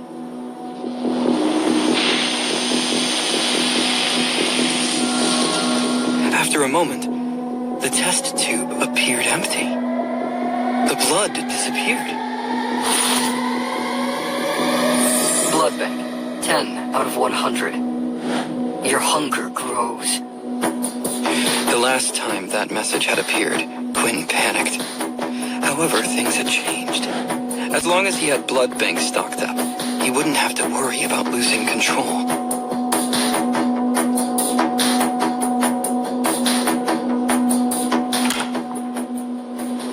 Quinn arrived at his dorm room. Peter and Vorden looked a little roughed up. Quinn tensed up, seeing his friends. What happened to you two? Was it the second years again? Peter shook his head, looking dejected. No need to worry. The combat teacher made us spar on our first day. Quinn relaxed, sitting across from his friend. Were there any problems? Peter didn't meet his eyes. Not really. I lost my fight, of course. I still can't control my ability well enough. I was too nervous. When I brought out the stick of mud, the other students started laughing. I got distracted. Peter shrugged, clearly not wanting to talk about it anymore. Before Quinn could ask any more, Peter grinned, pointing at Vorden. He was so cool. He told those kids to shut up and asked them to fight him next. Then, with the same ability as mine, he managed to defeat a level 3 user. Vorden punched Peter on the shoulder. Oh, shut up! You're embarrassing me. Peter smiled, rubbing his shoulder. But it's true. You were so cool. The three of them shared stories about what happened in their combat classes. Quinn told them about his victory against Brandon. Peter looked confused, so Quinn explained that using abilities was banned in the spar. The three of them went to sleep fairly quickly. Their combat classes were tougher than expected.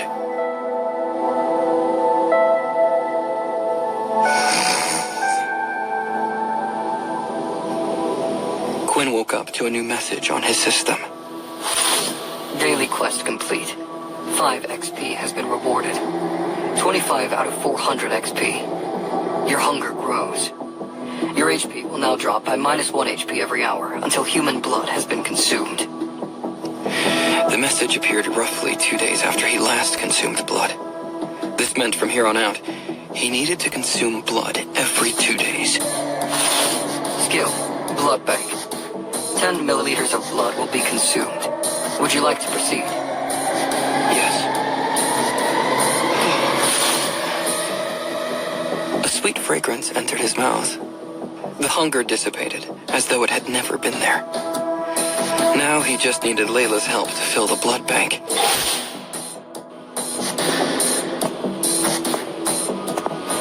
For the next week, Quinn needed to attend combat classes. This was a requirement. It was the teacher's discretion when they decided students were ready. Once they finished their training, they would go on their first portal outing. Quinn arrived at the weapons hall. He picked his gauntlets off the wall.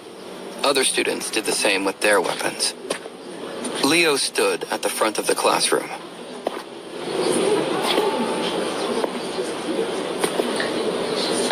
We will spar today once again.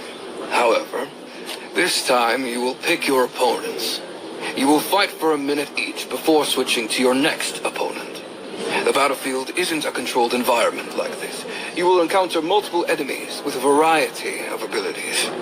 It is important for you to get used to as many of these as possible. Students paired up. Layla ran up to Quinn as soon as possible.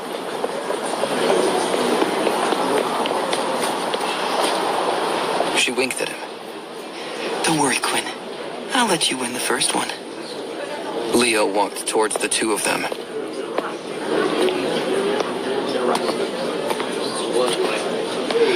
I'm sorry about this young lady, but I'm going to have to ask you to sit out of this one.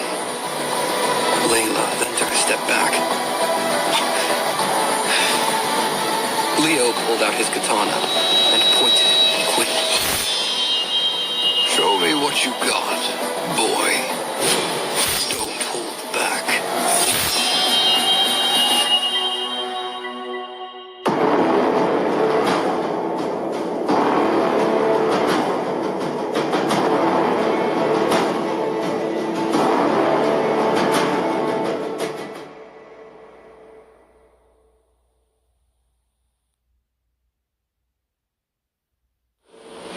Quinn didn't notice it right away, but the room had gone quiet. The students all looked at Leo and Quinn. They wanted to see how the legendary blind swordsman fought. Only 3 people in the room watched Quinn in particular. Brandon glared at Quinn. Look at him. He cheats in my match. Now he's getting special treatment. Loop squinted at Brandon, confused. Leo said he didn't use any ability. Brandon flushed with anger. Don't be a fool. Of course he did. He managed to break a beast weapon. Have you ever seen that before? Maybe if he had a higher tier weapon, but all the weapons in this room are the same tier. Frank slapped the back of Loop's head. Think before you speak, Loop. I bet that weakling never won a fight in his life. He took the opportunity yesterday, wanting to look good in front of Eren. Quinn didn't notice the gossip. Leo looked too terrifying to disregard. Quinn used his inspect skill. However, not a single bit of information came up.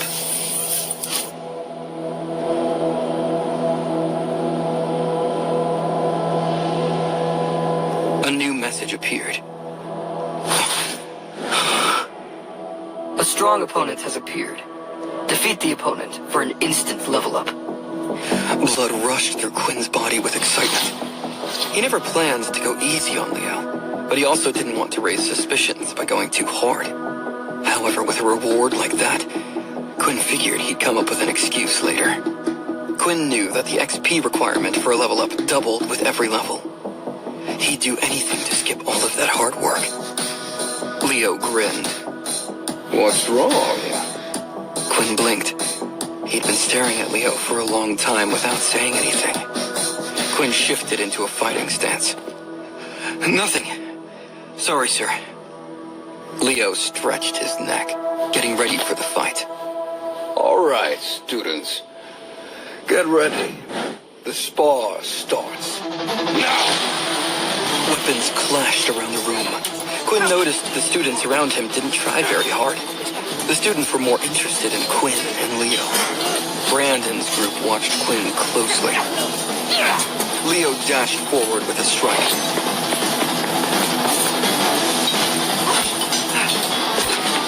But Quinn could handle his speed. Quinn blocked the first blow, knocking the sword aside. Leo moved like lightning. He struck at Quinn with blow after blow.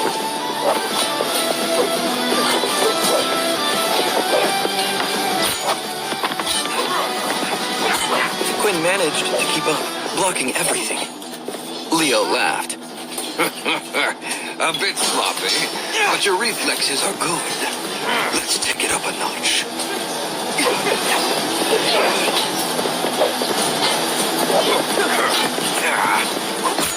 Quinn couldn't catch his breath. Leo attacked even faster. Quinn barely kept up. His recent level up was the only thing that kept him from being hit. Leo smiled brightly.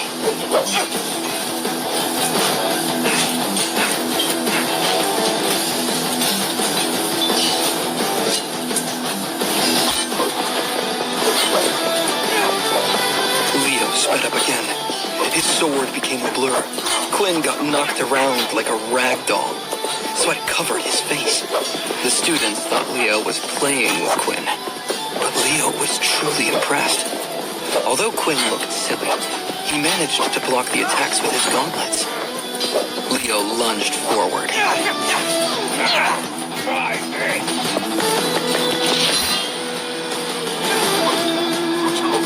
Leo's attack came from below.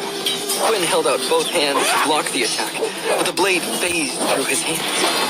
Quinn blinked, confused. When he looked down, he saw the blade against his throat. Leo sighed, disappointed. Looks like our time is up. Pretty good for a first-year student. Quinn stood in admiration. When he first arrived, he didn't have a lot of respect for the teachers at the school. Teachers usually bullied students and told them to toughen up. Leo was different. Quinn knew Leo could beat him easily. Quinn never stood a chance. The spar only took so long because Leo was testing Quinn.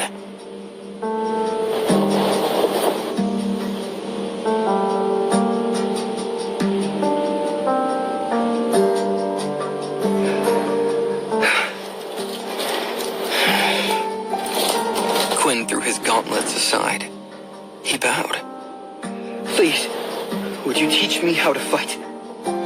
Leo stretched his back, not taking Quinn seriously. Unfortunately, I don't specialize in gauntlets. Although I do think it suits your fighting style. I can tell you have some experience in hand-to-hand combat. Quinn looked disappointed. However, Leo raised a finger. I do have a suggestion for you. What you really need is experience. There is a VR game popular with the military that you can try.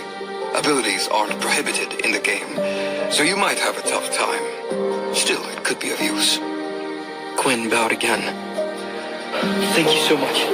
I will look into it. Leo put a hand on Quinn's shoulder. It's been a while since I had fun like this. As a consolation prize, feel free to keep the gauntlets. When you get better, come and challenge me again. I will be happy to fight you anytime. Leo walked away before Quinn could thank him. The students were quite disappointed. They thought Quinn might be able to put up a fight. The students wanted to see what Leo was really capable of. However, it looked like Leo only toyed with Quinn. Brandon came up with an idea, smiling to himself. He whispered in Frank's ear. Leo drew their attention. All right, students. It is time to get into your next fight. Layla moved toward Quinn. But Brandon stood in her way. He smiled at her. Do you mind if we have a round? Layla gritted her teeth. She couldn't think of an excuse to get out of it. After all, the fight would only last a minute. Layla knew she could take Brandon down. Frank approached Quinn, taking out 2 short swords.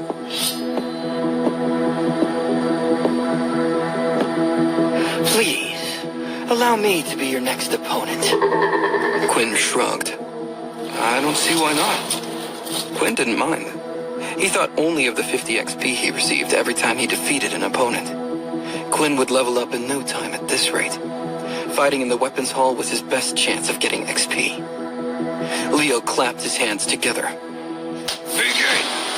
Quinn's opponent had experience using swords. Frank's rhythm was fluid, following up well with attack after attack.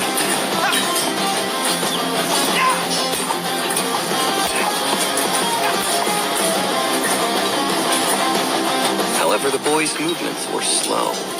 Quinn read the path of each strike, easily avoiding them.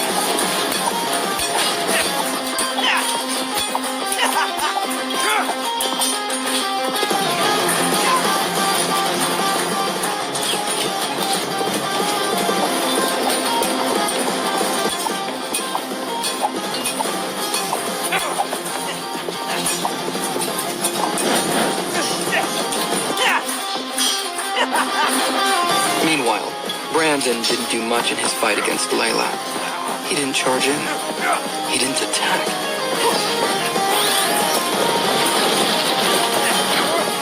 Brandon only avoided Layla's arrows. Brandon looked distracted. Frank let out a battle cry. This was the signal for Brandon to act. Brandon lifted his hand. He cast a wind blast at Quinn's back.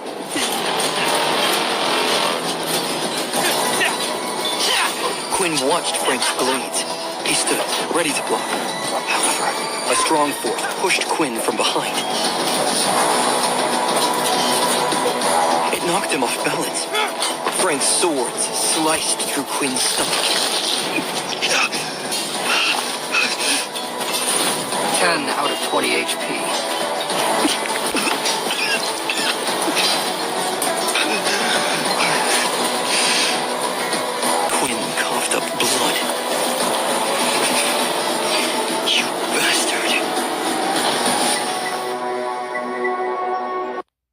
For a brief moment, Quinn forgot about a world with abilities. He forgot how the world worked. He thought that he could improve by following the rules. Quinn didn't think about people pushing each other out of the way for something as silly as pride. Frank reminded him of the real world by plunging 2 swords into Quinn's stomach. Quinn looked down, seeing blood dripping down the 2 blades. Frank let go of the blades. He took a step back, acting like it had been an accident. Quinn wasn't buying it. He knew what happened. Quinn looked around, catching the smile on Brandon's face. Quinn grabbed the hilts of the 2 blades. Using his strength, Quinn snapped the hilts off.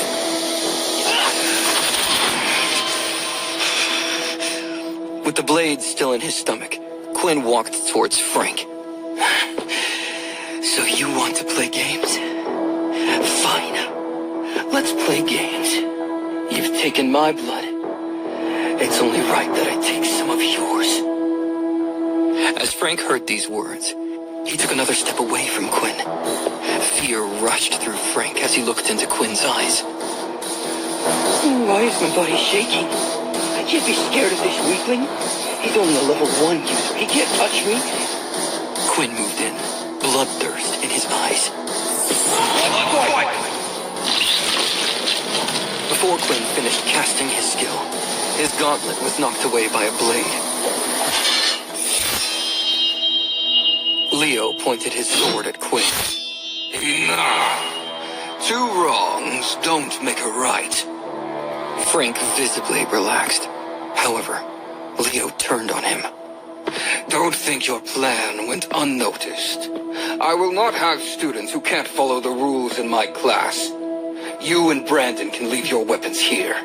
You are banned from my class. Two military men appeared out of thin air. They stood next to Quinn. Leo pointed at Quinn. Take him to the infirmary. Make sure he gets treated. Layla jumped forward. Wait! Maybe I should go with him to make sure he's okay. Leo shook his head. He's a strong boy. Look at the murder in his eyes. He can take care of himself. Layla worried about Quinn being hurt, but that wasn't her main concern. Quinn lost a lot of blood. Even if vampires could heal at supernatural speed, that energy had to come from somewhere. He needed blood. The soldiers grabbed Quinn's arms, hauling him away. The two soldiers walked Quinn to the infirmary. Before turning away, one of the soldiers noticed Quinn's pale face. Please, get some rest after the infirmary.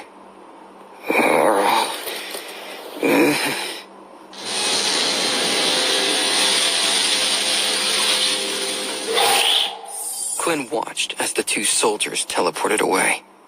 He groaned, touching his bleeding stomach. What a handy ability to have. Quinn headed to the closest bathroom instead of the infirmary. Nearly all the students were in combat classes, so the halls were empty. He needed to be alone. Quinn felt his body already healing itself. He didn't want the doctor to see it. His status screen confirmed Quinn's thoughts. 12 out of 20 HP. As soon as Quinn was out of combat, his body started to heal at an incredibly fast rate. Quinn looked down. His body had healed most of the wounds. However, it wasn't able to heal the area where the blades were stuck. This is going to hurt. Quinn still had his gauntlets, so he didn't have to grab the blades with his bare hands. He pulled the blades out as fast as he could. Quinn stifled his scream as sharp pain shot through him. The wounds healed properly. New skin covered where the blades had been. Your hunger grows. 15 out of 20 HP. You will no longer heal. Your HP will continue to decrease by 1 HP until human blood has been consumed. Quinn looked at the message, trying to figure out what had happened. When Quinn did his tests, he found out that his body needed to consume blood once every 2 days. He drank blood that very morning. So why was he getting this message already? Quinn thought back to how blood was able to heal his health. If it worked that way, then his body used blood as energy to heal itself. Once this energy ran out, he would no longer be able to heal. He'd have to consume blood again. Quinn felt the hunger get stronger. He looked in the mirror. Quinn looked like a mess. His clothes were covered in blood, tattered in places.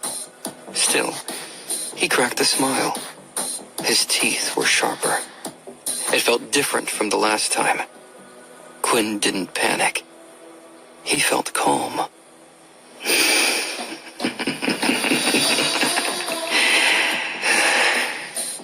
Quinn didn't mind taking blood anymore. He already knew who his next targets were going to be tonight. The hunger pangs were bearable, perhaps because Quinn wasn't in a critical condition. After heading back to his room, Quinn threw his bloody clothes on the floor and changed to a different uniform. As he changed clothes, Quinn heard people talking outside. 2 students were complaining. Frank groaned. Why did I get kicked out as well? I didn't use an ability. Brandon spat on the ground in anger. You were fine with the plan, weren't you? What are you complaining about now? Frank laughed without humor. You dragged me into this mess because of your pride. All of this because you lost to a level 1 loser. It's pathetic. Brandon. Brandon slammed Frank against the corridor wall, holding him by his collar. Do I need to remind you that I'm a higher level than you? I can show you your place, if you've already forgotten. Frank said nothing until Brandon let go of his collar. Frank walked off in the opposite direction, away from Quinn's room. Quinn heard Frank mumble as he walked off. I thought we were friends, Brandon. I didn't sign up to be your lackey.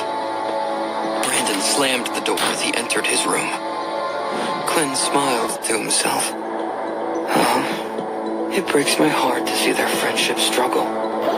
Maybe I should go after Faye. Make sure he's okay. Or maybe I'll just beat him to a pulp. The combat classes finished. The sun started to set. A rush of students headed back to their rooms. Peter and Vorden entered their room. Peter's eyes went wide. What is this? Are those Quinn's clothes? They're covered in blood. Did he get hurt training? Vorden shook as he saw the blood. What happened to him? Did the second years target him again? I told you we should have kept an eye on him. We should have killed those second years when we had the chance. Vorden grabbed his head. Stop it! Peter dropped the clothes he had in his hands. Vorden, are you okay? Vorden didn't respond. He opened the door to search for Quinn. As he did, Layla stood there with her hand on the doorknob. She blushed, seeing Vorden so close to her. Oh, is Quinn here? Vorden yanked Layla into the door, slamming the door behind her. Vorden pushed Layla up against the door, pressing his forearm against her neck. Tell me what happened to Quinn now.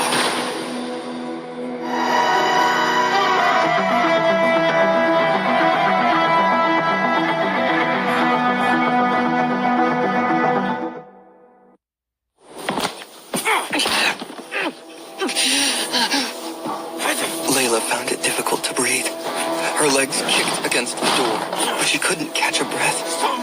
Vorden applied an incredible amount of force against her neck. His face was only a few inches away from hers. Her mind began to fade. Jordan, what's wrong with you? Peter moved next to his friend. Vorden, I think you're hurting her. Vorden pressed against her throat even harder. Layla struggled with all her might. If she didn't do something soon, she would pass out. Vorden's eyes looked somewhere far away. The little one didn't like you. The other one told me not to get involved. In the end, I'm always the one who has to deal with things. Layla's face turned bright red. Her neck veins popped out, threatening to explode. She couldn't get any air into her lungs. Peter jumped forward, grabbing Vorden's arm. Vorden, seriously, you're going too far. Vorden glared at Peter. Shut up. My name isn't Vorden. Layla saw her opportunity. The grip around her neck loosened a little. She reached into her quiver, pulling one of her arrows. In one swing, she stabbed Vorden's thigh. Vorden flinched, taking a step back. Layla pulled another arrow with her telekinesis ability. She hovered it right in front of Vorden's face.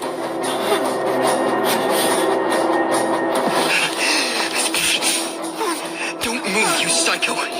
If you do, I won't hesitate to shove this arrow right in your eye. Peter panicked. There was no way he could jump in the middle of these two.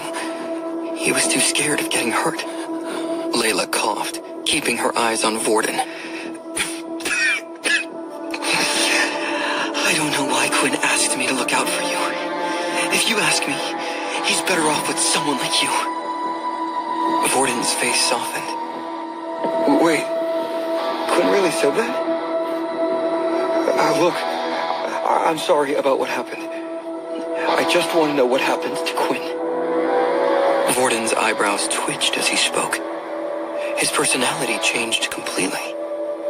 Layla didn't know what to make of it. Something told her this boy was dangerous. She wanted nothing to do with him. However, she needed to find Quinn. Quinn might be on a rampage of his own due to the hunger. She was the only one who knew Quinn's secret, so he needed her. Layla didn't put the arrow away as she stared at Vorden. There was an accident during combat classes. He wasn't at the infirmary, so I thought he was in his room. It looks like he left. I wouldn't worry about it. Layla recalled her arrow back into her quiver and walked out of the room in a rush.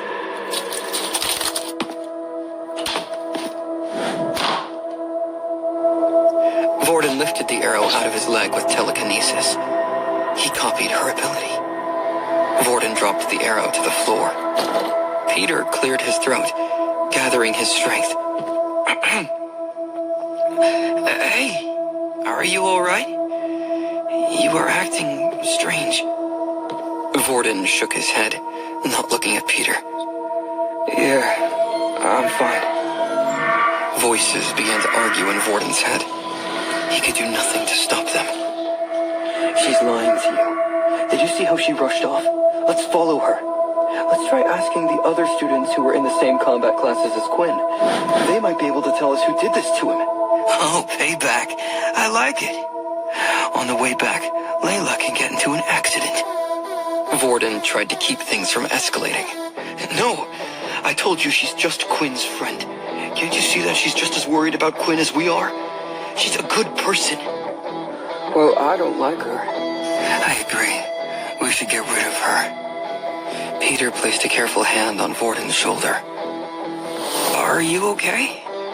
You've been staring at the floor for a while now. Vorden blinked slowly, getting his bearings. Huh? Oh, yeah. I just need to go to the infirmary. I need to get this wound checked out on my leg. I'll be back when I can.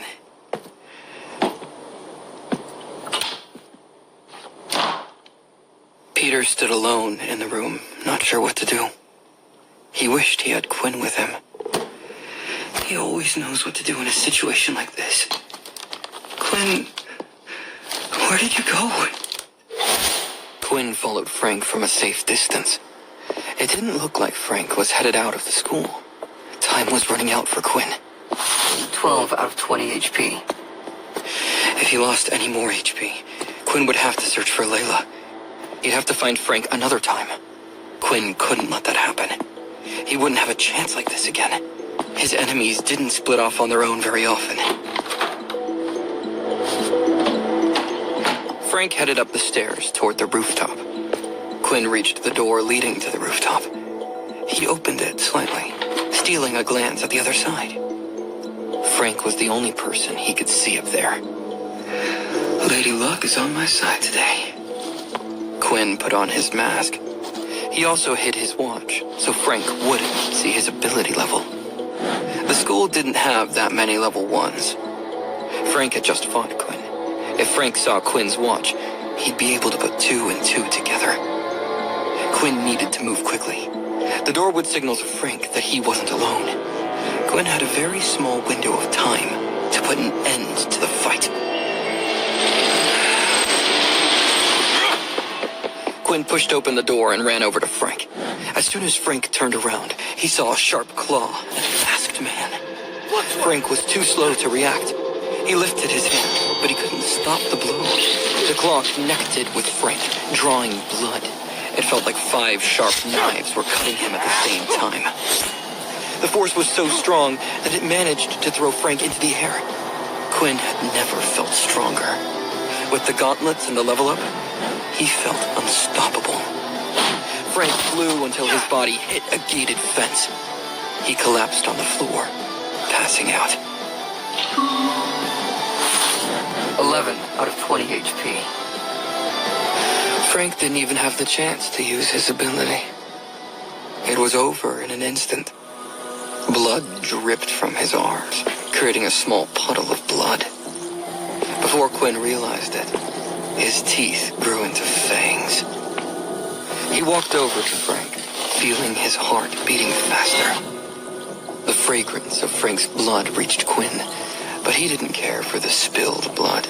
Quinn wanted the vein bulging on Frank's neck.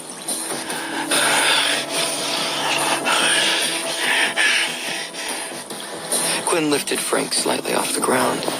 Without even thinking about it, he sank his fangs into Frank's neck.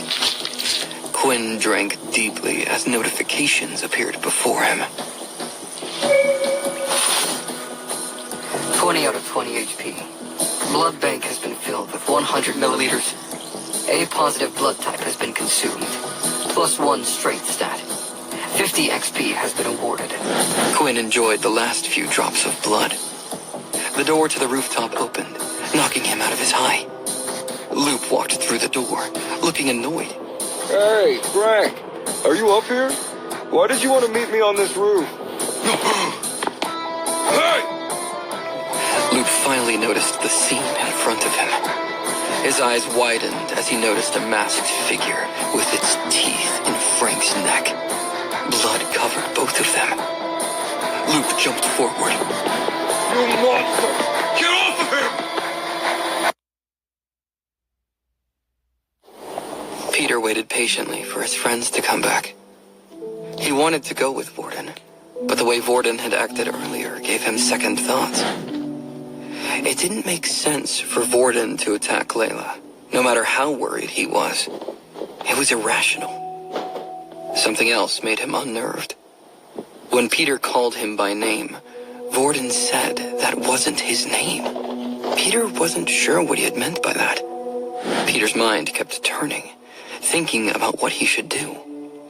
Someone knocked on the door, bringing Peter out of his daze. Peter breathed a little easier.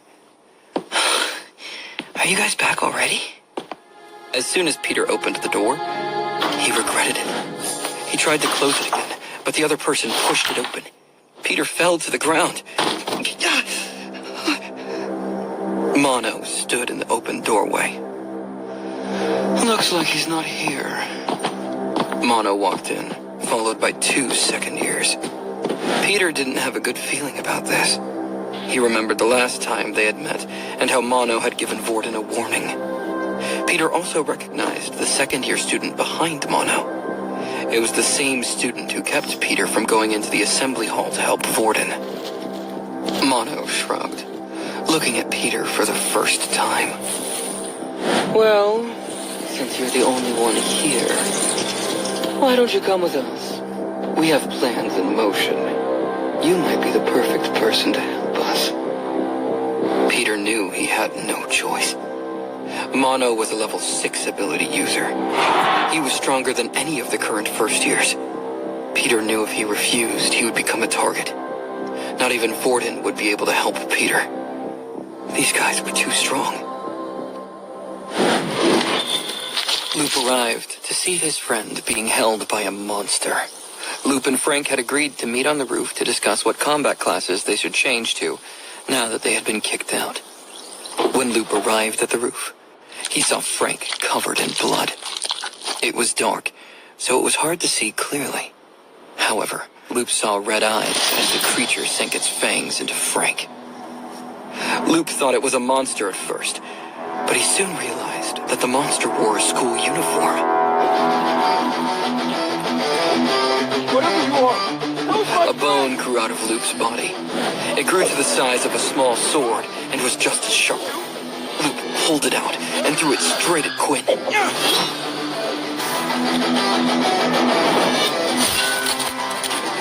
Quinn knocked it away with his gauntlet. Another bone sword flew at Quinn right away. Quinn knocked it away again, but he noticed Loop running toward him. Loop held a sword in each hand. He swung both bone swords at Quinn. However, Quinn managed to grab onto both of them, stopping them in place. When Quinn tried to use his strength to break the bones, nothing happened. Quinn realized their differing ability levels made a difference. Loop was a level 3 ability user. Loop's ability was stronger than Quinn's beast weapon. The two locked into a grapple. Quinn realized his strength was greater than Loop's. He began pushing Loop back. Loop took a deep breath. When Loop blew out, sharp bones sprang out of the boy's body.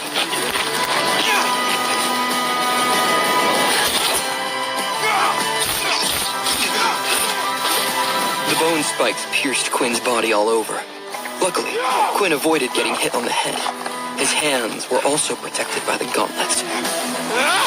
10 out of 20 HP. It was a strong attack. Quinn felt pain throughout his body. Loop retracted the bone spikes into his body.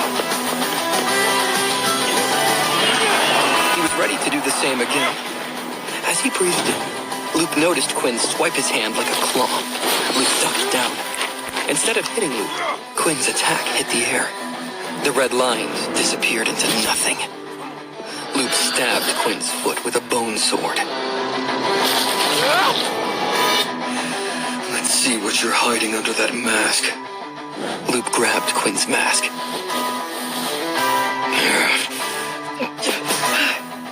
However, Quinn used all his strength to pull his foot from the sword.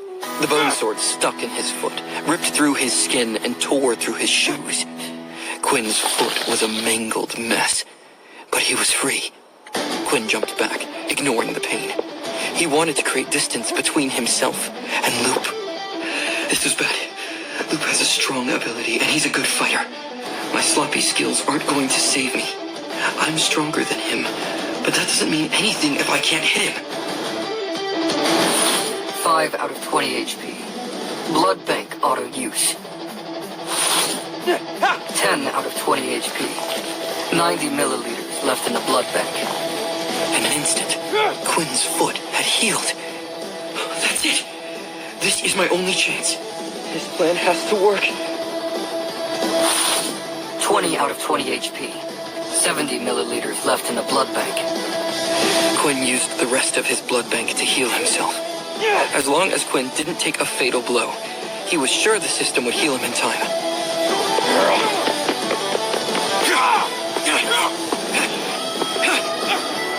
Quinn rushed forward. He cast blood swipe after blood swipe, swinging his arms out in front of him. 14 out of 20 HP. Quinn used 6 blood swipes in rapid succession. They came out fast. Loop managed to stop the first blows, but he took damage by the end of the barrage. 8 out of 20 HP. Loop thought he was done after the first attacks, but Quinn used blood swipe 6 times again. Loop's bone weapons could no longer take it. They snapped in half. 18 out of 20 HP. 50 milliliters of blood left in the blood bank. Loop saw that Quinn wasn't letting up. He knew that those attacks would keep coming. With his bone weapons broken, Loop shifted tactics. Loop took in another deep breath. When Quinn was close enough, he blew out, making bone spikes appear all over his body. However, Quinn didn't slow down. He ran straight into the bone spikes, piercing several parts of his body. At the same time, he threw a punch as hard as he could. The punch sent Loop flying. Quinn followed up with another barrage of blood swipes. 5 out of 20 HP. 10 out of 20 HP. 40 milliliters of blood left in the blood bank. Loop stood his ground, reinforcing his body with bones. He took the damage head on. Loop looked as though he would continue fighting. A moment later, Loop collapsed to the ground.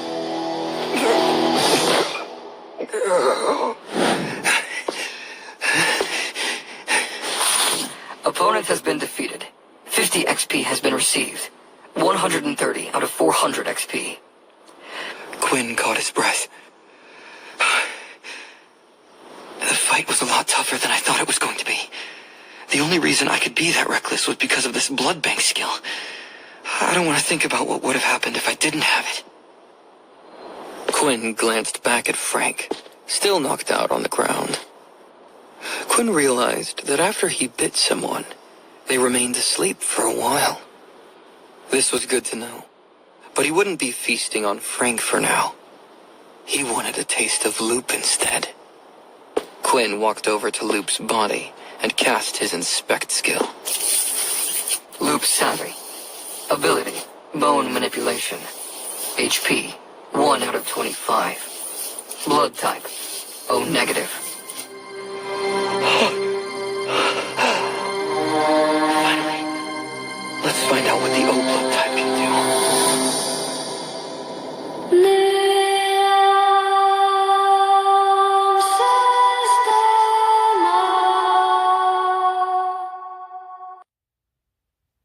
Quinn stared at Loop's body on the ground and noticed something strange. Quinn's health sat at 10 HP. His body naturally gravitated toward the blood.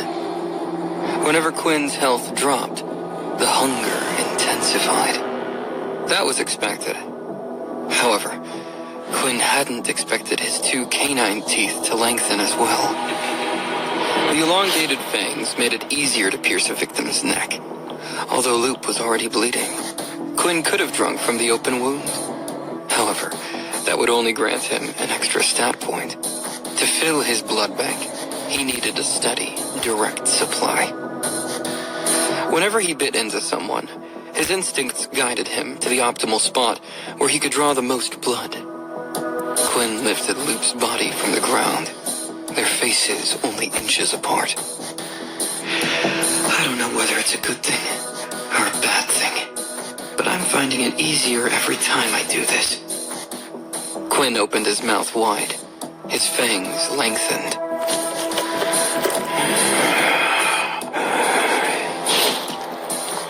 Quinn bit into Loop's neck, drinking deeply. A rush of blood filled his mouth. It tasted sweet. 20 out of 20 HP. Restored. O blood type has been consumed. 1 free stat point has been added. Blood bank has been filled. Quinn had a few guesses about what O-type blood might do, but this exceeded his expectations. He quickly pulled up his status screen to assign the new stat point. Strength, 13, 3. Stamina, 12. Agility, 13. He debated whether to invest the point into stamina. It would round out his stats. But the strongest people in this world don't aim for balance. They specialize. Look at Leo. He doesn't try to learn every weapon. He's just the best swordsman around. Jack of all trades are too weak. I should focus on either strength or agility. I can overpower weaker opponents for now. I'll worry about stamina later. It's not like I'm fighting any armies on my own anytime soon. Agility, 14. In the end, Quinn added his stat points into agility, like he originally planned. Quinn stood still, eyes scanning the 2 bodies, wondering what to do next. Quinn felt confident Frank hadn't seen anything suspicious. Their fight was over quickly. However, Quinn couldn't say the same for Loop. Quinn noticed the fang marks on Frank's neck had already disappeared. The doctor said the same thing happened to Layla. Is my ability doing that? Well, that solves one problem. Now, what do I do with Loop? Even with his mask on, there was still a chance someone could figure out his identity. Not many students fought with gauntlets. By this point, everyone knew about Quinn's grudge with Frank. Quinn didn't worry about the school finding out. Teachers never intervened on behalf of students. If Loop reported him, the school administration wouldn't do a thing. Even if Loop did, who would believe him? No ability in recorded history required someone to consume blood to gain strength. Abilities never required outside sources to function. Quinn's ability was unique in that regard. And, since there are no bite marks on their necks, everyone would just call them crazy. This ability of mine really is useful, isn't it? Lost in thought, Quinn forgot to lock the door. The thought occurred to him as the metal door creaked open. Quinn began to flee, until he saw who it was. Layla's eyes widened as she spotted the 2 bodies on the floor. Quick, we have to get out of here. The guards will be here any second. Quinn had lingered too long. He hadn't planned to take down 2 people. When a student got knocked out or injured, the school's wristwatches pinged their location to the administration and flagged them to the guards. Once alerted, the guards would arrive to collect the injured students and take them to the infirmary. No one knew exactly how the watches worked. Rumors said they were the creation of an original, using some unknown ability to monitor health. Quinn and Layla ran down the stairs. They stopped when they heard the sound of footsteps coming up the stairs. Layla looked around the roof. no, we can't go this way. I have a plan. Grab onto me. Let's jump. What? Quinn's eyes widened. Are you crazy? Even with my strength, I would break my legs. Even if I heal quickly, I still feel pain. She rolled her eyes. Just trust me. I can use my ability. Quinn scooped Layla into his arms. She felt lighter than ever. He climbed onto the fence and looked down. 4 stories to the ground. Quinn's mouth felt dry. I'm counting on you.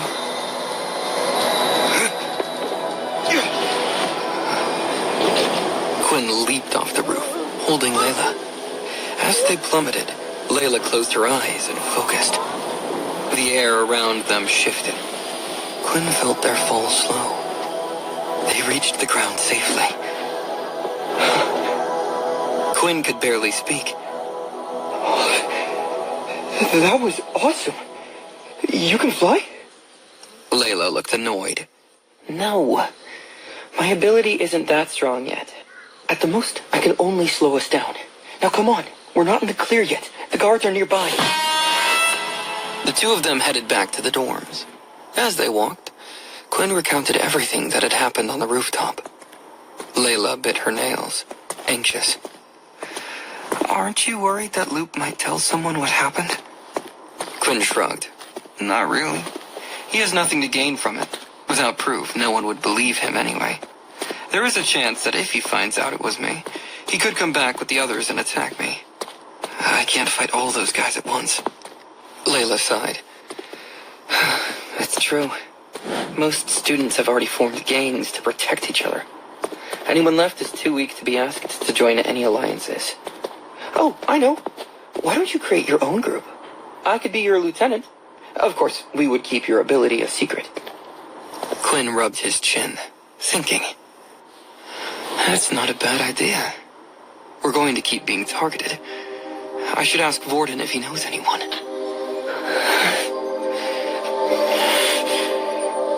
Layla flinched when she heard Vorden's name. Her hand went to her neck. That guy is crazy, Quinn. I told you he was bad news. Quinn noticed the change in her. Did something happen? Layla began to explain, but she stopped herself. What Vorden did was still too fresh in her mind. Ask your friend Peter. I don't want to talk about it. He saw the whole thing. Inside the infirmary, Loop and Frank lay on hospital beds. Dr. Haley moved swiftly through the room, her pace steady and practiced. Nighttime always brought more chaos. The guards collected injured students across the campus at the same time every evening. Haley shook her head. How can the school just let these sorts of things happen? There has to be a better way. As Haley went to check up on Frank, she noticed he was now sleeping calmly. She healed the claw marks on his body, but she didn't notice anything strange about him. However, examining Loop made her pause. On the side of Loop's neck, 2 small puncture wounds caught Haley's eye. They looked eerily similar to a snake bite. Haley had seen those marks before, on another student. Just like that time, the wounds were already beginning to heal themselves. Haley tapped her watch. She waited a few moments for it to connect. Haley cleared her throat. General, there is a stray beast roaming around the school. The general was caught off guard. What? That's impossible. We have seen no signs indicating the presence of one. Haley rolled her eyes. You didn't have signs until now. I've had 2 students with the same bite marks.